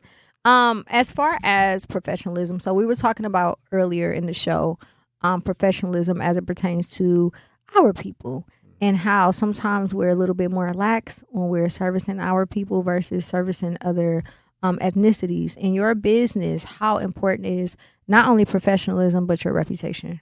Oh my God, reputation is everything. Yeah. You know, you can do 100 things right and one thing wrong. That one thing can ruin you. Everything. And there's catastrophic consequences, you know, in real estate development. I talked about the risk. I mean, most of everything that I do as a developer requires some type of guarantee, a personal guarantee, where like, if this fails, the bank is coming after everything that, you know, that I own, right? So it's not for the faint of heart, you know. And while we're talking about real estate development, I don't want to just focus the conversation on being a real estate developer, because there's so many ancillary roles in the development industry. Yeah, where you can make good money and not have to take, you know, that risk. We spend so much with consultants and this engineer and that architect and, you know, lawyers, etc. And we need these professionals. And while Black folks are underrepresented as developers, we're also underrepresented in all those other professional industries that support real estate development. So I think it's also dependent on the person. Right? You know, like if you risk adverse, development ain't, you know, real estate development ain't for you. You know. It's calculated risk. So if you're patient and you're willing to, you know, take some risk and bet on you, then yeah. I didn't start my company until I had like 15 years of experience. I had worked for multiple people in the industry. I went back to school. You know, I was a full-time college student at UWM when I started my company in my 30s. Okay. And, you know, I had a family, wife, 4 kids, you know, and I chose that path because I'm like, it's too much risk. If I fail, you know, I got people that are dependent on me to, you know, to be successful. Absolutely. And I learned on other people's dime also. And I think that's important, you know. A lot of the things you can learn in the books, but there's way more you learn out here in these streets just doing the work, you know. And it's way easier to work for somebody and make a mistake than you make a mistake and it costs you, you know, $50,000, $100,000, $200,000. Like I've been there. You know, I had deals that, you know, I had $50,000 in and that's just gone. You know, so that just hurt my stomach. What is one lesson every young professional should learn before the age of 30? One lesson. That's a good question. I would say, don't be afraid to bet on you, but also don't be too ambitious, where you don't you ignore the steps required to get from, you know, point A to point Z. That's some great advice. I think generationally, like we live in this microwave generation, right? Like we just want to hit the microwave 30 seconds, you know, 2 times, and we want our food immediately. And it does not work like that. You know, like I put 10,000 hours in, you know, to get to where I am, right? And I think that's extremely important, right? Is to have that audacity to be like, okay, I'm stepping out, I'm jumping off the porch first, right? But I'm not doing it alone. Like I'm seeking mentors. Like I have an advisory board, you know, a paid advisory board. Someone to keep you in check. Absolutely. Like I know what I don't know, and I don't know what I don't know. Right? And that's why I'm bringing people in. That humbleness is extremely important, you know, to be successful. And I've seen it. I think you probably can attest to this in our culture. Like I think we losing that, you know, absolutely. A little bit. Like everybody want to be their own boss. Don't nobody want to listen to nobody. Everybody want to do their own thing, right? And make their own moves. And I think that could be damaging, you know, for the culture if we don't operate within these guardrails. Understanding that, like, you're not gonna know everything. You're not. And it's not about, I say it all the time, like, you can't be activity driven. You have to be purpose driven. The reason why you have to be purpose driven is because when you walk in your calling, you're clear on what it is you're supposed to do and you stay in your lane. It's easier to stay in your lane and then go and work with someone else who is great at what they do and they're staying in their lane. Absolutely. And then you find ways to bring it all together, because what ends up happening is ego get involved, pride get involved, just for people to be able to say, I can do what you can do. But in all actuality, you can't. You're not even supposed to be doing what I do. I agree 1,000%, with that. And ego is something that I've dealt with a lot in the development industry. And I would go as far as say I've dealt with it internally, where I had to check my own ego. Like, wait a minute, you know what I mean? Like, calm down. Yeah. Like, you got one deal done. Congratulations, Mike. You're doing a good job. But there's so much more work to do. And it's way bigger than me, the individual. I never want to put me, the individual, before the work that my company is producing, right? Because I am literally about building development. Check. Straight up, dog. Straight up. Yeah. Straight up. Hello. Hey. I go by Mike. Straight up.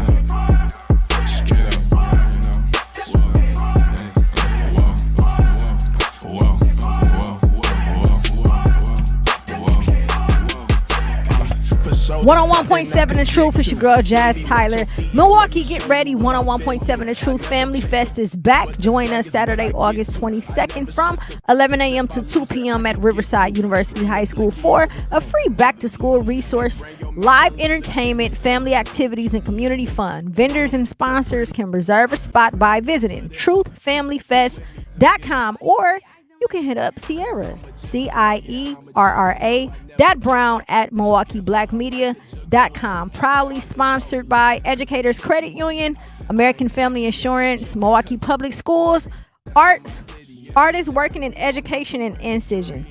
Truth Nation, what's the word? We got a special guest in the building. How you feeling, Mike?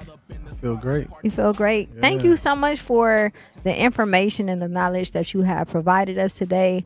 I truly, truly hope that anyone, not even the youth, but just anyone in general who feels inspired, step on out. Mike didn't want to mentor me, y'all, but I'm just talking mess.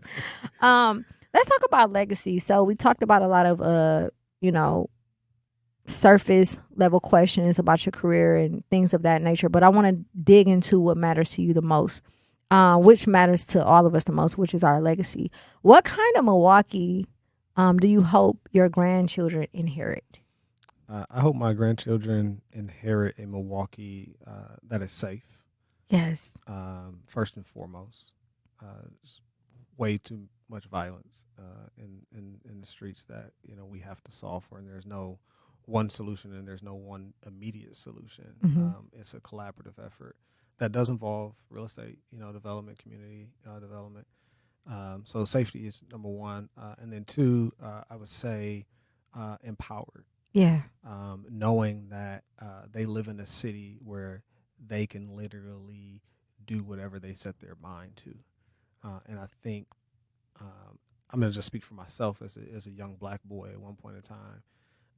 I felt that, but I didn't feel like the city, made me feel like that. Yeah. Not everyone is internally, motivated, like that to kind of look past the obstacles. Yeah. A lot of times your environment can shape how you think. Absolutely. Right. And sometimes we as black people have to shrink ourselves. Yes. Right.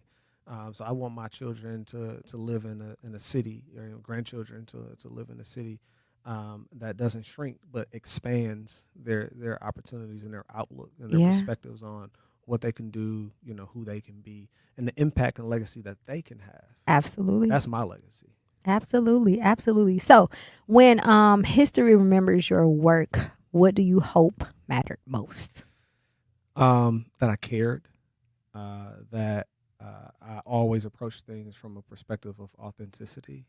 Like what you see is what you get. With me, that I have done everything in my power to help shape Black Milwaukee. Yeah. And Milwaukee in general, but specifically the Black neighborhoods in Milwaukee. Yes. Because those are the neighborhoods that have been disinvested. Our folks have been disenfranchised. And there's so much repair, needed. So I just hope people, see how genuine I am, how genuinely I want to help fix these problems. We run a for-profit, operation, but it's very mission driven. Yeah. In what we do. Yeah. Well, let's get into the lightning round. I'm going to ask you a few questions, and then I want you to tell me your answer and why. Homeowner. Well, this is obvious, but given certain people live in arrangements, you will understand why I'm asking. But home ownership or renting, and why?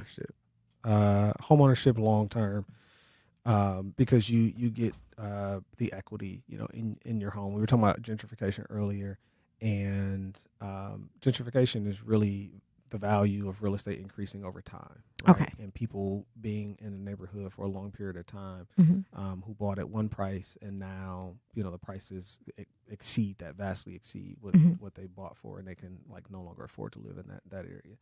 Unfortunately, that's kind of how real estate works. That's the name of the game, is appreciation. So this is one of those things of that's the game, right? You gotta play, the game. If we're not owning it, that doesn't stop somebody from owning it. Somebody else is gonna own it. So play the game. Yeah. All right. Build new or restore old? Ooh, I'm gonna say restore old. Why? Because there's so much history that exists still, that if we don't restore it, it's going to be lost forever. Yeah. And I hate seeing, the old buildings that have been vacant for 20, 30, 40 Yeah. years. Nobody does anything with them, and then they're torn down, and then you got a vacant lot for another, 20 years or so. Yeah. Vision or capital? Vision. Why? I'm a visionary. Yep. I'll take it. Mentor or investor? Mentor. Information is priceless. Yeah. Knowledge is priceless. What's one Milwaukee neighborhood that people underestimate? Ooh, lightning round. I'm gonna say the 53206 neighborhood. Yep, that's where I come from. Yeah, it's I get so emotional when I ride over there because there's so many memories of what it used to be, and I can't understand for the life of me why our people haven't chose to go back and invest, right? We blame everything on the elected officials and so on, but we play a part in that as well. It's one of the communities that a lot of the elders still live, but a lot of them are passing away. And we haven't been taught to keep the family, house in the family. So we're starting to sell. So I agree. I say all of that to say I agree wholeheartedly with that answer. What is one word that describes Milwaukee's future? Promising. How so? And for who? For all of us, but I think it's very promising for Black Milwaukee. We have so many opportunities today that our parents, our ancestors didn't have. Yeah. We have access to information. We have access to the capital now. I remember years ago, I was headstrong on leaving Milwaukee. Lack of entertainment, lack of options, that cater to Black culture, et cetera, et cetera. I've fallen in love, with Milwaukee, in recent years because our generation is now of age. Lead it, right? yeah. We're leading it. Yeah. And that's going to be like that for the foreseeable future. So it's only up from here. Yeah, I agree with that. This is my first time back in 3 years. When I leave, I always end up back home. But this time I'm enjoying it a little bit differently. I get to create my life now in Milwaukee, in the new Milwaukee, should I say. Very entertaining. Finish this sentence. The future of Milwaukee depends on you. Yep. You individually. Absolutely. You want to elaborate on that a little bit? There are so many challenges in Milwaukee. but there are equally so many opportunities. And not one individual, whether it be the mayor or any alder person or whoever is running for whatever position, no one community organizer is going to fix everything. Right? Yeah. It needs a community-driven solution and collaboration. I agree. It's like, the adage, it takes a village, Yep. to raise a child.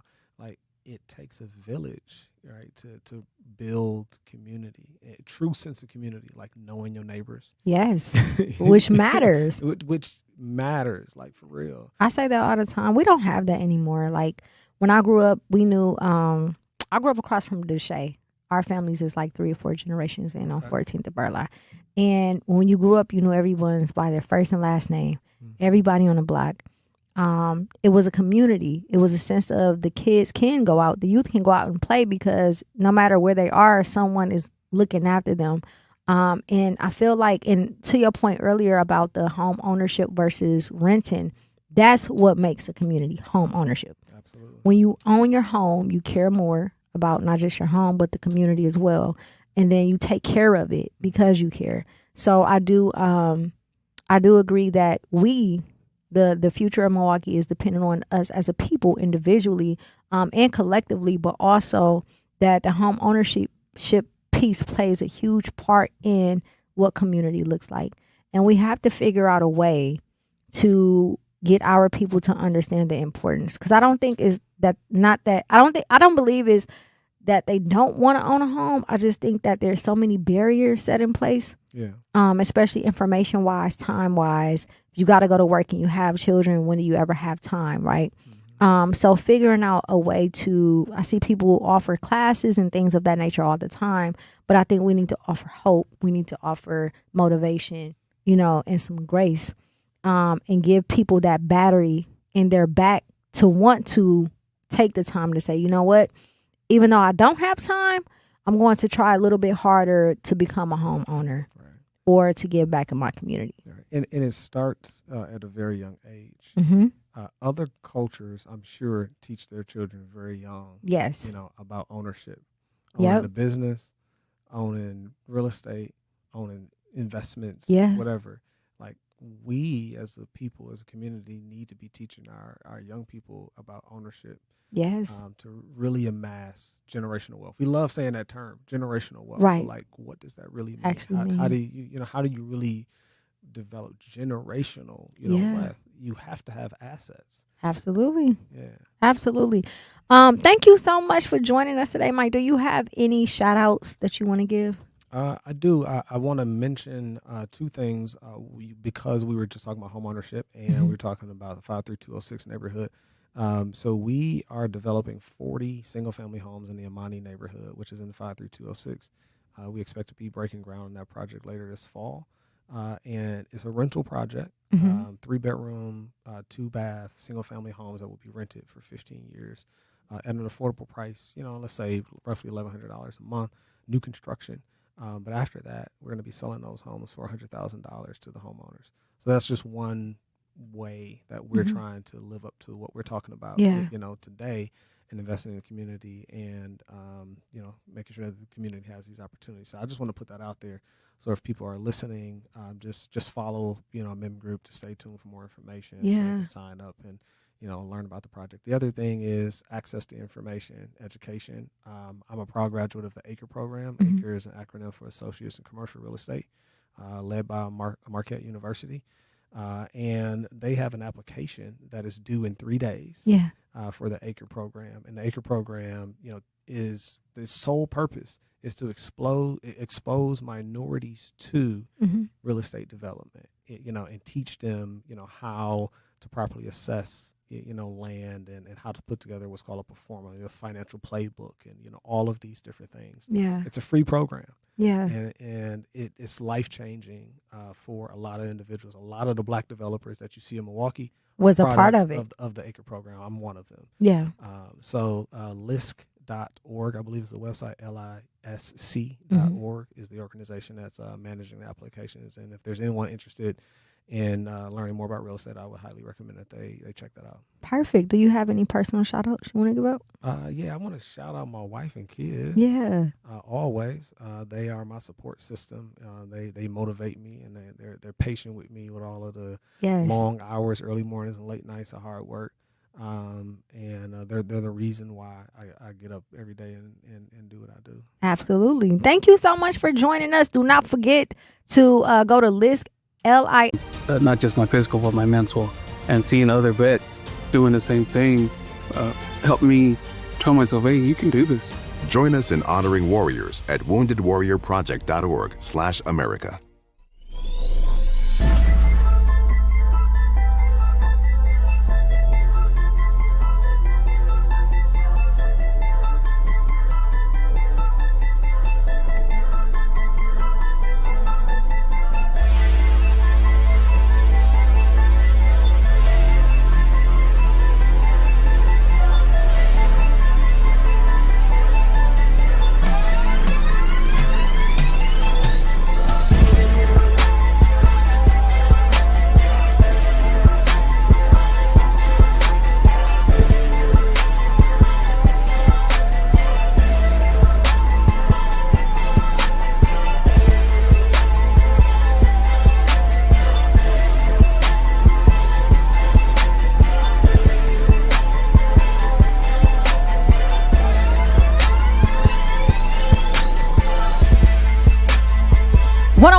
The Truth, it's your girl Jazz Tyler. We are live and direct. We got some special guests in the building. Milwaukee, the culture is here, baby.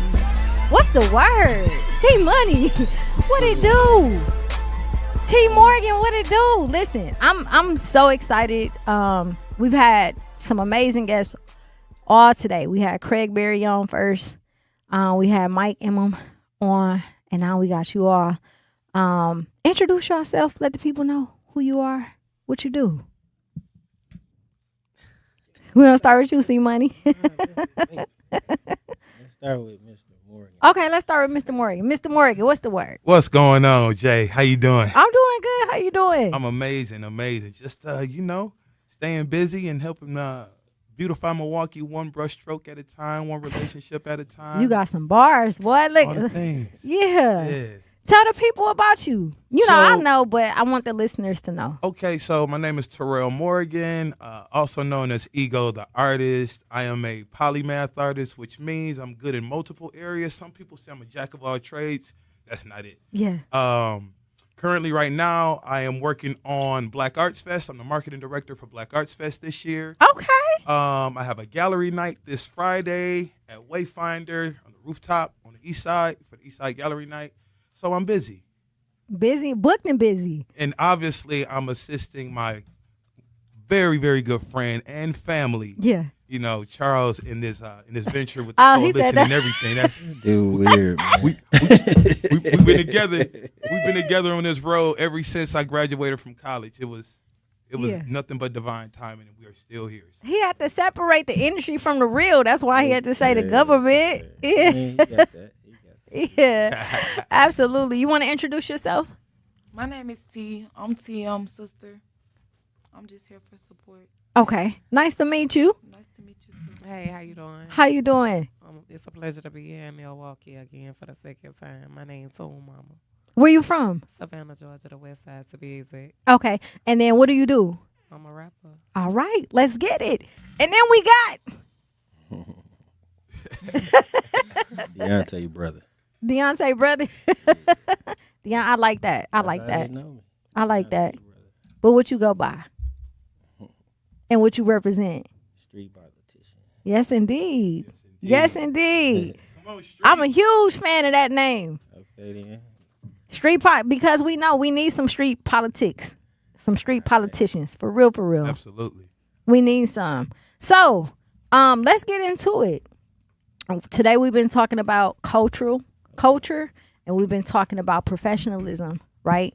And you all have been, we know how I go in this industry, especially as an artist. As a former artist, I'm grateful to have had certain people in my life who were able to teach me. Shout out to Homer Blow, because Homer is actually one of them. Teach me about professionalism, what it means to show up and how you show up. in what it is that you do. Terrell, let's start with you. How important is it for the younger generation to understand what it means to be professional, even as an artist? No matter if they're painting, poetry, music, or whatever the case may be, what does that mean? Simply put, professionalism gets the money. Yes. Okay, if another professional is going to pay you to do something and you're not professional, then they're probably not going to trust you. Yep. And so trust is a big thing in being professional and making sure that you do show up, making sure that you are appropriately done up in all the things. Yeah. So it's very important to be professional. I mean, the music industry is 90% business, 10% talent in a lot of instances. And sometimes people may want to differ. They say 5% talent, 95% business. So, you really have to understand that people, you got to have people to protect you. Yeah. Like yourself, because that can really unravel the professionalism. Yeah. Pretty quickly when people don't do you right. So absolutely maintaining that level of emotional maturity and that dignity about yourself as you're going forward for your goal, and not necessarily letting someone else deter you off your path. And you brought up a good point. That's why I don't rap no more. I don't rap no more because sometimes the 14th of Bird Law just comes out with people playing my face. See? No, let me stop. C-Money, you have been in the industry for a long time. On the scene, behind the scene, you have done a lot for not just Milwaukee culture, but Atlanta culture as well. What is your take as it pertains to professionalism and the new age artists that we have today? Professionalism? Mm-hmm. They don't really have it. Yeah. A lot of people don't really care to have it. Yeah. So, like T said, though, that get the money, though. And that's kind of where we at with it, right? It's like street politician represent that. It's like, he say, like, Terrell, like, we met so early on, right? Mm-hmm. That was really the beginning. You know what I'm saying? Like you say, it was divine timing. So, oh, okay, my bad. Okay, yeah. So when I met T, he really my cousin for real, right? Mm-hmm. Me and his daddy was very close, but he didn't. Unfortunately, he didn't have the relationship I had with his daddy. So at the time, me and my brother, we was pivoting, right? So that's when I seen him in the mall. Yeah. And he just so happened to be in the career that we was going into, right? Yeah. So he was like the first person to ever kind of, have to listen to me and Deontay kind of do this, that'll fit. Yeah. And you know what I'm saying, stuff like that. So he was able to compete in a major rim, right? And then once my brother kind of like brought Ken home, right? And said, help me with him. I kind of forced Terrell to do all of the covers for Kenny. So when him and Deontay was on the road, it would be just me and him moving around, right? In the city. Mm-hmm. And I kind of was taking it serious because, we all got a pass, right? That's why we focusing on the nonprofit and things of that nature. Right. But, that's another story of how that all came about. But longer to short, we took our talents down south, right? And really, made something of it. Yeah. And that's the reason why we're here right now to, bring talent and take talent back. Yeah. So. Absolutely. So we come from an era where we know that the culture in Milwaukee was not lucrative for artists or for people who were creators, right? Thinking back in the day when we was hitting that road, hitting that pavement, going back and forth from here to Atlanta, here to the core DJ retreats, wherever we were going. Do you feel that the culture has changed now in Milwaukee to the point where it's okay to come back home and to actually be successful and live here and do what you do at the same time? Yeah, digital changed that for a lot of places. Absolutely. Not just Milwaukee, right? Like being in this space, right, where you used to get the records early when no other body had them, right? Like you getting them fresh from the studio, but now you could upload them and everybody will get them in 2 seconds. You could do it on your socials and all of that. Like when I first got to Atlanta, you couldn't even take cameras in the club. Yeah. Nor have, the phone cameras wasn't even that good then. So when I would get the content out the clubs, it was like exclusive. So I just remember stop filming in the clubs because everybody had cameras, right? So it was all about the exclusivity. So once that stopped, the music became kind of not exclusive either. You know what I'm Yeah. saying? So now it's kind of like everybody got a playing field. So a nigga out of Milwaukee got just as much action as a nigga wherever the fuck they live. Oh, excuse me. Whoever they live for real. My Yeah, bad. it's okay. But, I mean, I'm saying, though, Yeah. you know, we got action for real. And then, look, I'm a real vessel for the town. I ain't never put it down. No Yeah. matter where I'm from, they know where I'm from. You know what I'm Yeah. saying? No matter where I'm at, they know where I'm from. Right. And like you say, if you know me, you know I done been everywhere but here for like 16 years. So, Yep. you know, I'm still Milwaukee County, though. Yeah. 53206 to Yes, be exact. indeed. Yes, 53206 indeed. You know, adding to what Charles just said, I mean, street politician just said, sorry. Adding to what he said, you know, the overall importance of the business as it pertains to an artist, the fact that you have so many different tools out here, so many different apps, so many different technologies that really empower the artist. Yes. And, you know, and the culture has definitely shifted because you really have to build your audience yourself organically. Like, I know that, you know, there's a lot of executives, and I know Street can speak to this, where if you don't have a certain amount of following, Yep. they're not even going to consider you. Absolutely. You know, until you get your numbers up. And so that goes about the professionalism, the business, the Yeah. branding, and all of that together. Yep. You know, so the landscape has definitely shifted, but now it's like an artist is more so like a star in the universe. Yeah.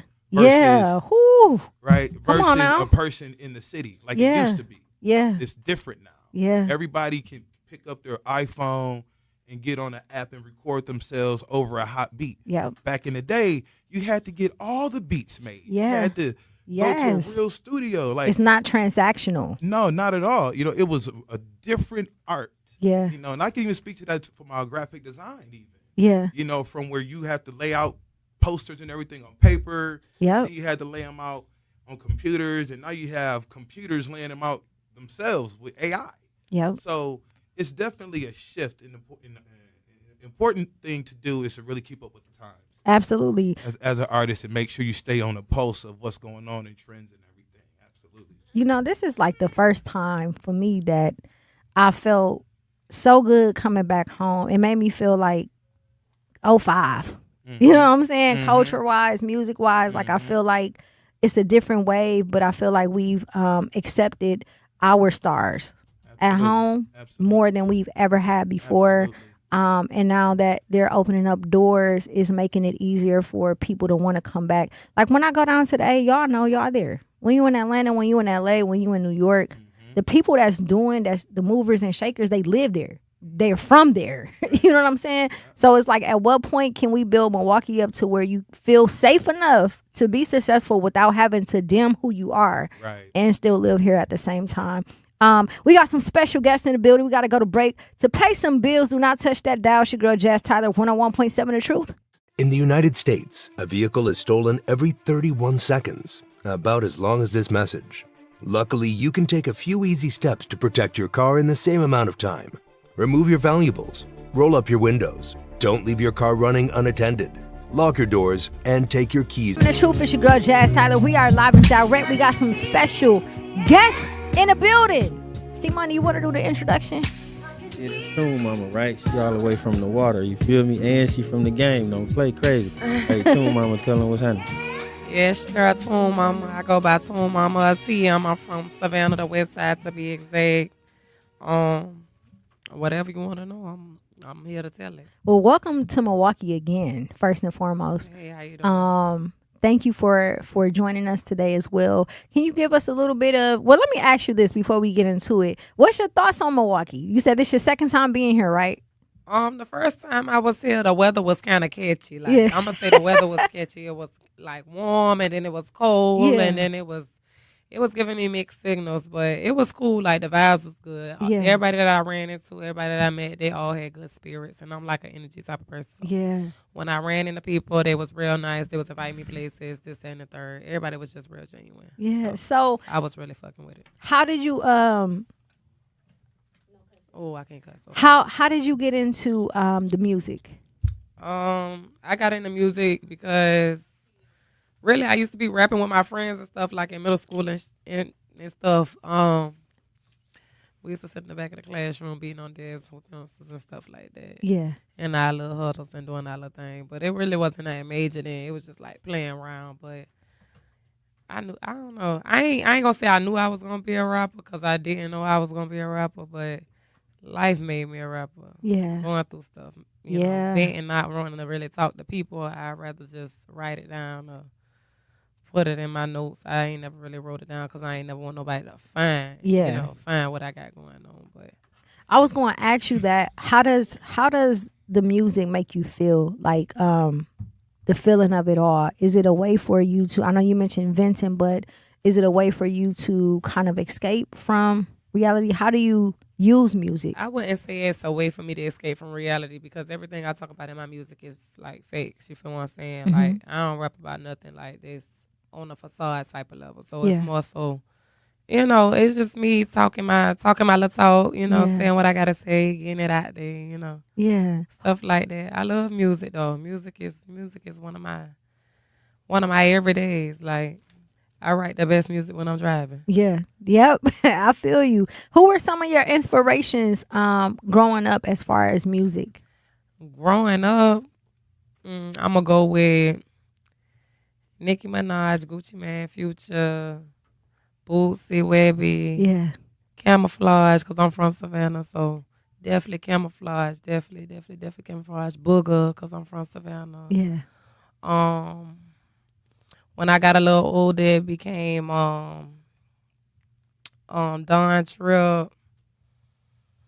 And it's a various amount of people. Everybody it just hit different. Yeah. I used to be on my white girl stuff sometimes. I used to like Pink. I used to like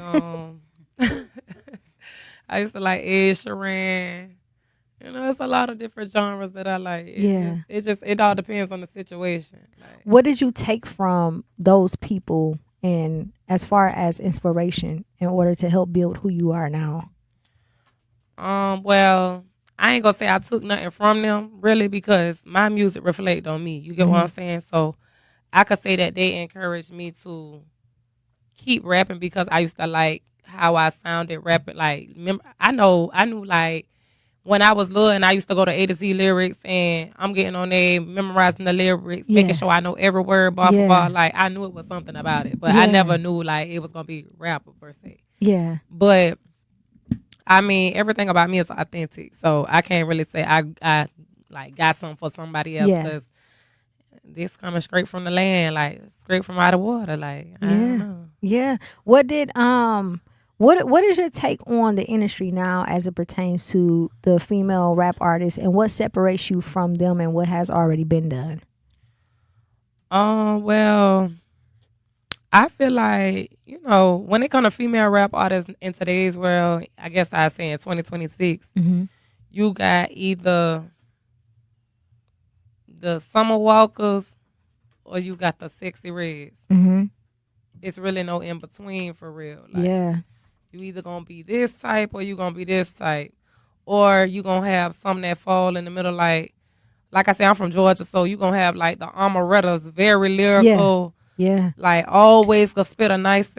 I'll keep at it, cause always could spit a super nice verse, but be overlooked because she don't rap around certain stuff. You get what I'm saying? So it's like I'm like 6'7" with it. Like I could get there. Yeah. I could go there, but that's not what I always want to talk about because I don't want to pride myself on, coochie. You feel what I'm saying? So it's like, I don't know, I really got the best of both worlds because I'm not really on a Scissor type vibe and a Summer Walker type vibe. I ain't really never like lovey-dovey type vibe. But, when it come to this, I like Sexy Red. I love Sexy Red. Like, I can't complain. Yeah. I ain't got nothing I can complain about with Sexy Red, Carisha, none of them. Yeah. I ain't got nothing I can complain about. But, they either place you in that category or that category. I would want them to stop doing that. Putting us in a box. Stop putting us in a box. Everybody ain't gonna always be about this or that. Like, why I gotta be super strong out by the nigga? I don't want to be super strong. Yeah. Oh, why I gotta be super strong out by a man? I don't want to be super strong out by a man. I don't want to be always crying about a man. Yeah. Like, that's not my MO. I'm not always upset by the man. Like, a man ain't always got me in my feelings. He ain't always got me down bad. Like, I'm Mrs. get the F on and go. You feel what I'm saying? I ain't bleaching no clothes. I ain't doing none of that extra so stuff. much energy. Yeah, I'm much ready. energy. I'm ready to go ahead and get you from around me. Yeah. It's stuff higher. Yeah, a big world. I do agree. I feel like they put us in a box, but they just changed how they put us in a box in each generation. So for me, back when I was doing music, it was difficult for me because I had 2 children and I was young. And back then, they weren't accepted to women having children in the industry, like how you see Cardi and Megan and all these women now. When they're out here and they're floating, it wasn't that for me, right? You know, so it was a little bit different. And then it's like you got to rap this way. I'm a Pac head. I'm a hip hop head, so I wanted to really, really rap. But because the industry was the way that it was, it's like, and then during that time, that's when I was rocking with Zaytoven and Nicki was on the rise. Yeah. So it's like she was starting to become the blueprint. Like But you Nicki- either gonna be Nicki this or literally that. went like every dimension though. Like she was hitting like Yeah, she did. But when she first started, I feel like they built a lot of the female rappers around that. Yeah. Like if you can't top that, you know, and this is not the Nicki now. This is Gucci Man Nicki. Yeah. You know Yeah. what I'm saying? Yeah. When Miss Dad was managing her, right? It's like they built it around that, and then that made it more difficult for other female rappers because if you was into the Remy Ma's and the Shaunas, they had already laid the blueprint with that style, which then put us back into a box, you know? So I feel you when you say that. Like it's either this or that. It's either stressed about a man. Yeah. Or how should I say it since I can't cuss? A super bopped out. Yeah. They want you to be like extra six sales. Like it's either I'm finna be stressed about my man and I'm finna be crying. Yep. Or I'm finna be out here just punching cracking everything. every day. Yeah. It's either or. And it's like, you know, it ain't like when it comes to that type of stuff, you got the outside people looking in that's really basing people's songs off of their person that like that don't mean that's just what them people want to rap about. Yeah. You know what I'm saying? So it's like I don't really know what category I'm falling in. People always say I remind them of sexy, but I don't know, you know. Yeah, you're going to figure it out. We got special guests in the building. We got to go to break to pay some bills. Do not touch that dial. It's your girl, Jazz Tyler. Hey, yeah. Told them up, light it up. Birdman, motherfucker. Clips. 101.7 The Truth. It's your girl, Jazz Tyler. We are live and direct at the award-winning 101.7 The Truth at the American Family Insurance Studio in the beautiful heart of downtown Milwaukee. We got some special guests in the building. T. Morgan Tune, baby. NC Money, what it do? What's the word? What up, though? Yeah. Listen, so one of the things I want to talk about, and I know that you guys can relate, I just came back home in November. I just moved back. And I always find myself coming back, right? It's like the second time I came back. And I come back because as much as I love other places, is no place like home. And I just want Milwaukee to get to a point where we don't feel like we can't be successful and be here at the same time. Watching both of you guys' journey, including mine, I've seen the work that y'all have done. I've seen what you've done with trying to bring resources back to the city, right? Do you feel like the city is appreciative of that, or do you feel like we still have a long way to go? I mean, heck no. Excuse me. No, I'm going to say it like this, right? It's kind of like I was a young parent, right? Mm-hmm. Like, unfortunately, me and my brother lost our father young, right? So that put me in parent mode young, right? Yeah. So everybody that really, really know us know I slick raised him since he was a child, right? Yeah. Pretty much. He was 10. So check it out. Rest in peace to Pape too, man. So, Rest in peace, bro. You gonna get that, but you gotta still deal with it because it's your responsibility, though, right? Yeah. Like, I don't do no tripping about nobody feeling like, oh, dog might be trying to get me. Oh, dog might be trying to, you know. Yeah. That's what my kids gonna say. Yeah. Right? But I'ma still be there for them and show them, right? So they can't never say, I ain't did it. Everybody saw me do it. Yeah. You know, like, yeah. I was the guy at Playmakers selling cheddar DVDs out of 600 Benzes and stuff. So this is a real thing. This ain't fake. Like, I learned how to do marketing by doing it, though. Yeah. Right? Like, really just taking the initiative to put it down. So I'm saying, you know, my history ain't no mystery. Like you said, you know me. So everything I'm going to say, y'all could tell these kids. I ain't got to tell them nothing. Yep, like, the work speaks for itself. Playing. Like, it's documented. You can see this, right? So we just providing opportunities, right, with the no-nonsense mentoring. Yeah. We just providing, you know, that. Like internships, like how you got the young lady helping back and forth. Yeah. Like, we're doing that as well, you know, across the world, because with the Coalition DJs, we have different chapters, right? Yeah. So we can position a kid from Milwaukee that's going to school somewhere else and say, hey, it's a text message for me. Yeah. Right? You know what I'm saying? So I can do that. So if we can get the children to understand that it's real, they'll take the chance and do it. Yep. And it ain't going to do nothing but help them. Yep, absolutely. I think that one of the reasons why I love doing this, and me and Meech talk about this all the time, is because y'all know the history here. We don't really have a culture where they're accepting to allowing our people, like the real culture, you know, come and do interviews and things of that nature. But I always talk about to our peers how much we have to start educating, like those who are in these positions. We have to start educating the youth on who did what before they started doing it, so that they will understand when the opportunities come, they're not coming from a random person. They're coming from somebody. We was doing this before Instagram and Twitter. So a lot of stuff, unless you got a Cheddar DVD or something like that, we weren't able to really capture it. You know what I'm saying? So we have to begin to show them. That doesn't make it sound old, don't it? Man, nah, you just what you said, it made me think, right? Because I remember going back and forth with my round, like, put Tony on the cover. Yeah. He like, why? Right? He looking at me serious, like, why? Like, who is this nigga? I'm like, trust me. Yeah. Right? I knew Tony had just bucked on 50 and them with the Young Buck shit. Young Buck stuff, right? Yeah.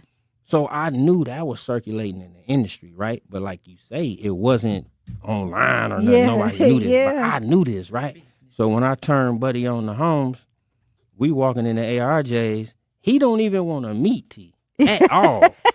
Right? This is an East Coast nigga. He don't think nothing of the town for real. Like, you know. So, oh, my bad, Wody. So, okay, so when I get Holmes in the club to meet him, right, you know, Tony went to popping it on him, right? Yeah. I ain't lying. He knocked him cold. Yeah. So I was like, he kept saying his name when we walking out. I'm like, yeah, I told you. Yeah. So longer than short, he still wasn't budging on the cover move, though. I forced that. Now, by me doing the coalition stuff, I'm able to meet a lot of people in the industry that you normally wouldn't meet because they behind the scenes folks. They don't want no fans, right? Yeah.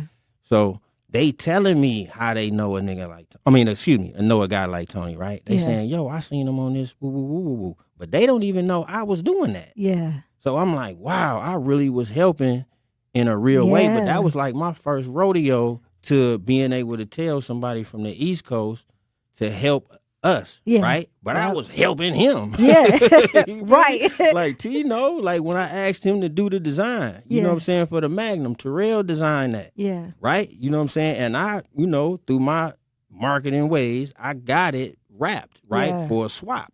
So we did a commercial for them, and we got the Magnum wrap, right? So it was a free, you know, but I knew it could work. Yeah. So when I left Milwaukee, I wasn't doing no tripping because I really knew what to do, right? Yeah.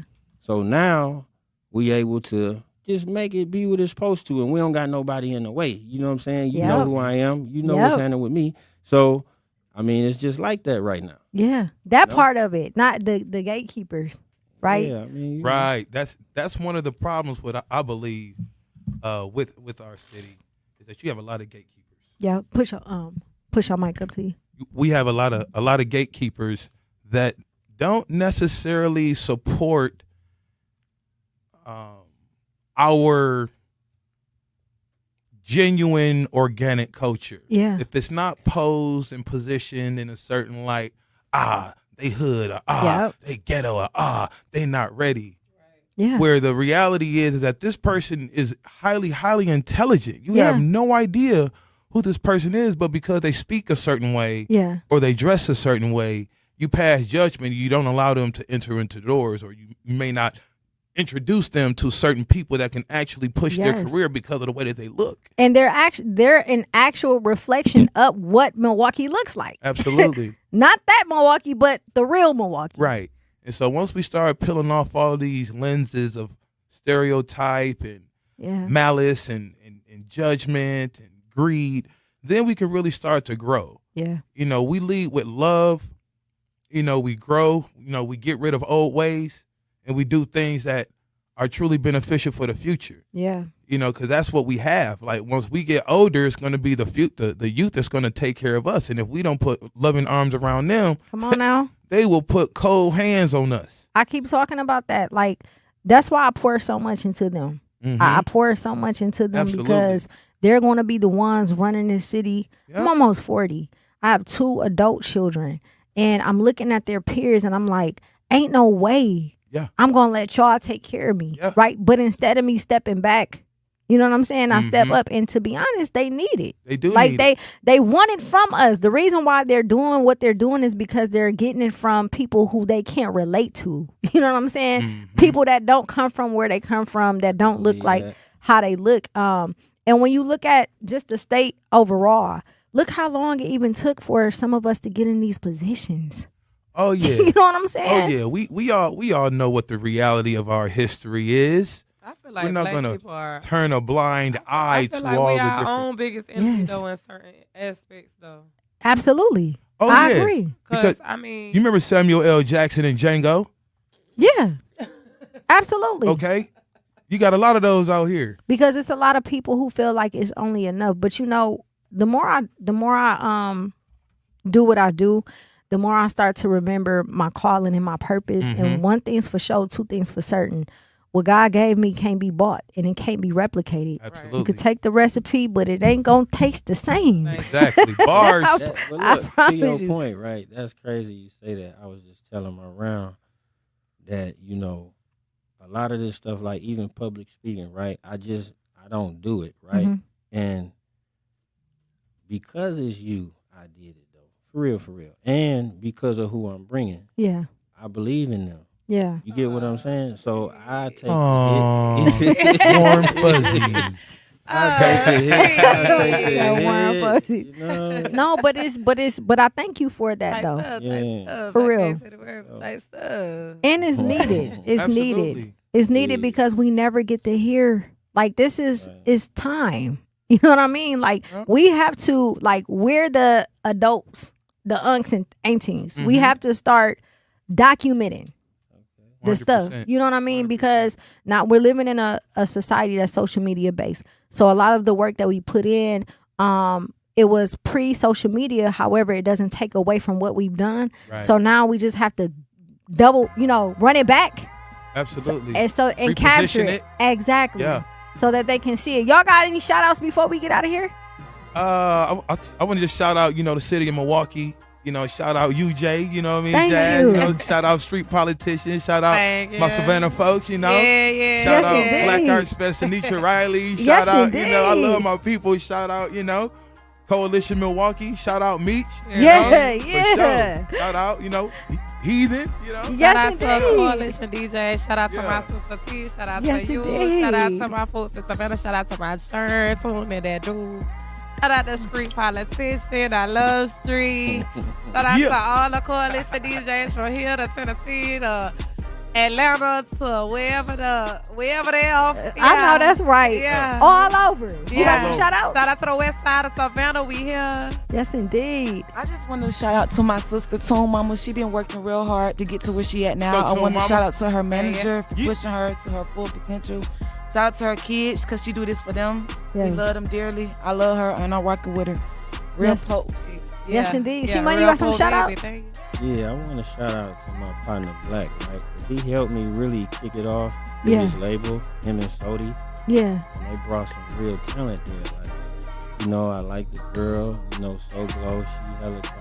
She's very nice. Yeah. And Sally, right? Yeah. He got he's super hard. Yeah. You know what I'm saying? Like, he just did a song with my round, Tajay. Like, we've been helping him through our Dallas chapter, right? Yeah. So Tajay come through. He got a nice hit record that they've been pushing on TikTok. Yeah. So hopefully that song does well. I'm excited to hear what they got going. But that's what it's about. Like the guy who brought him, who he signed to, I helped him get a Cash Money deal. Like this is stuff that really went on. You Yes, know, indeed. that happened before COVID though. So that artist, you know, he didn't really have the patience, and he, you know, he young dude having his own paper. So he took himself off the label. So, you know, now he got a new artist, and we're going to see what he made of. So he going to double back and come party with y'all and kick it. But that's what it's about. I want to shout out to the town, though, Milwaukee County, for real, Milwaukee though. County. Like, Yes, this is a indeed. real thing, guys and girls. Yes, indeed. Yes, indeed. Hey, man, listen. I'm from Atlanta, Shout but out. I mess with Savannah. Shout out to Georgia. Shout out to the A. Shout out to Milwaukee. Make sure y'all tune in tomorrow for the morning show with Homer Blow and Bailey Coleman, and tap in for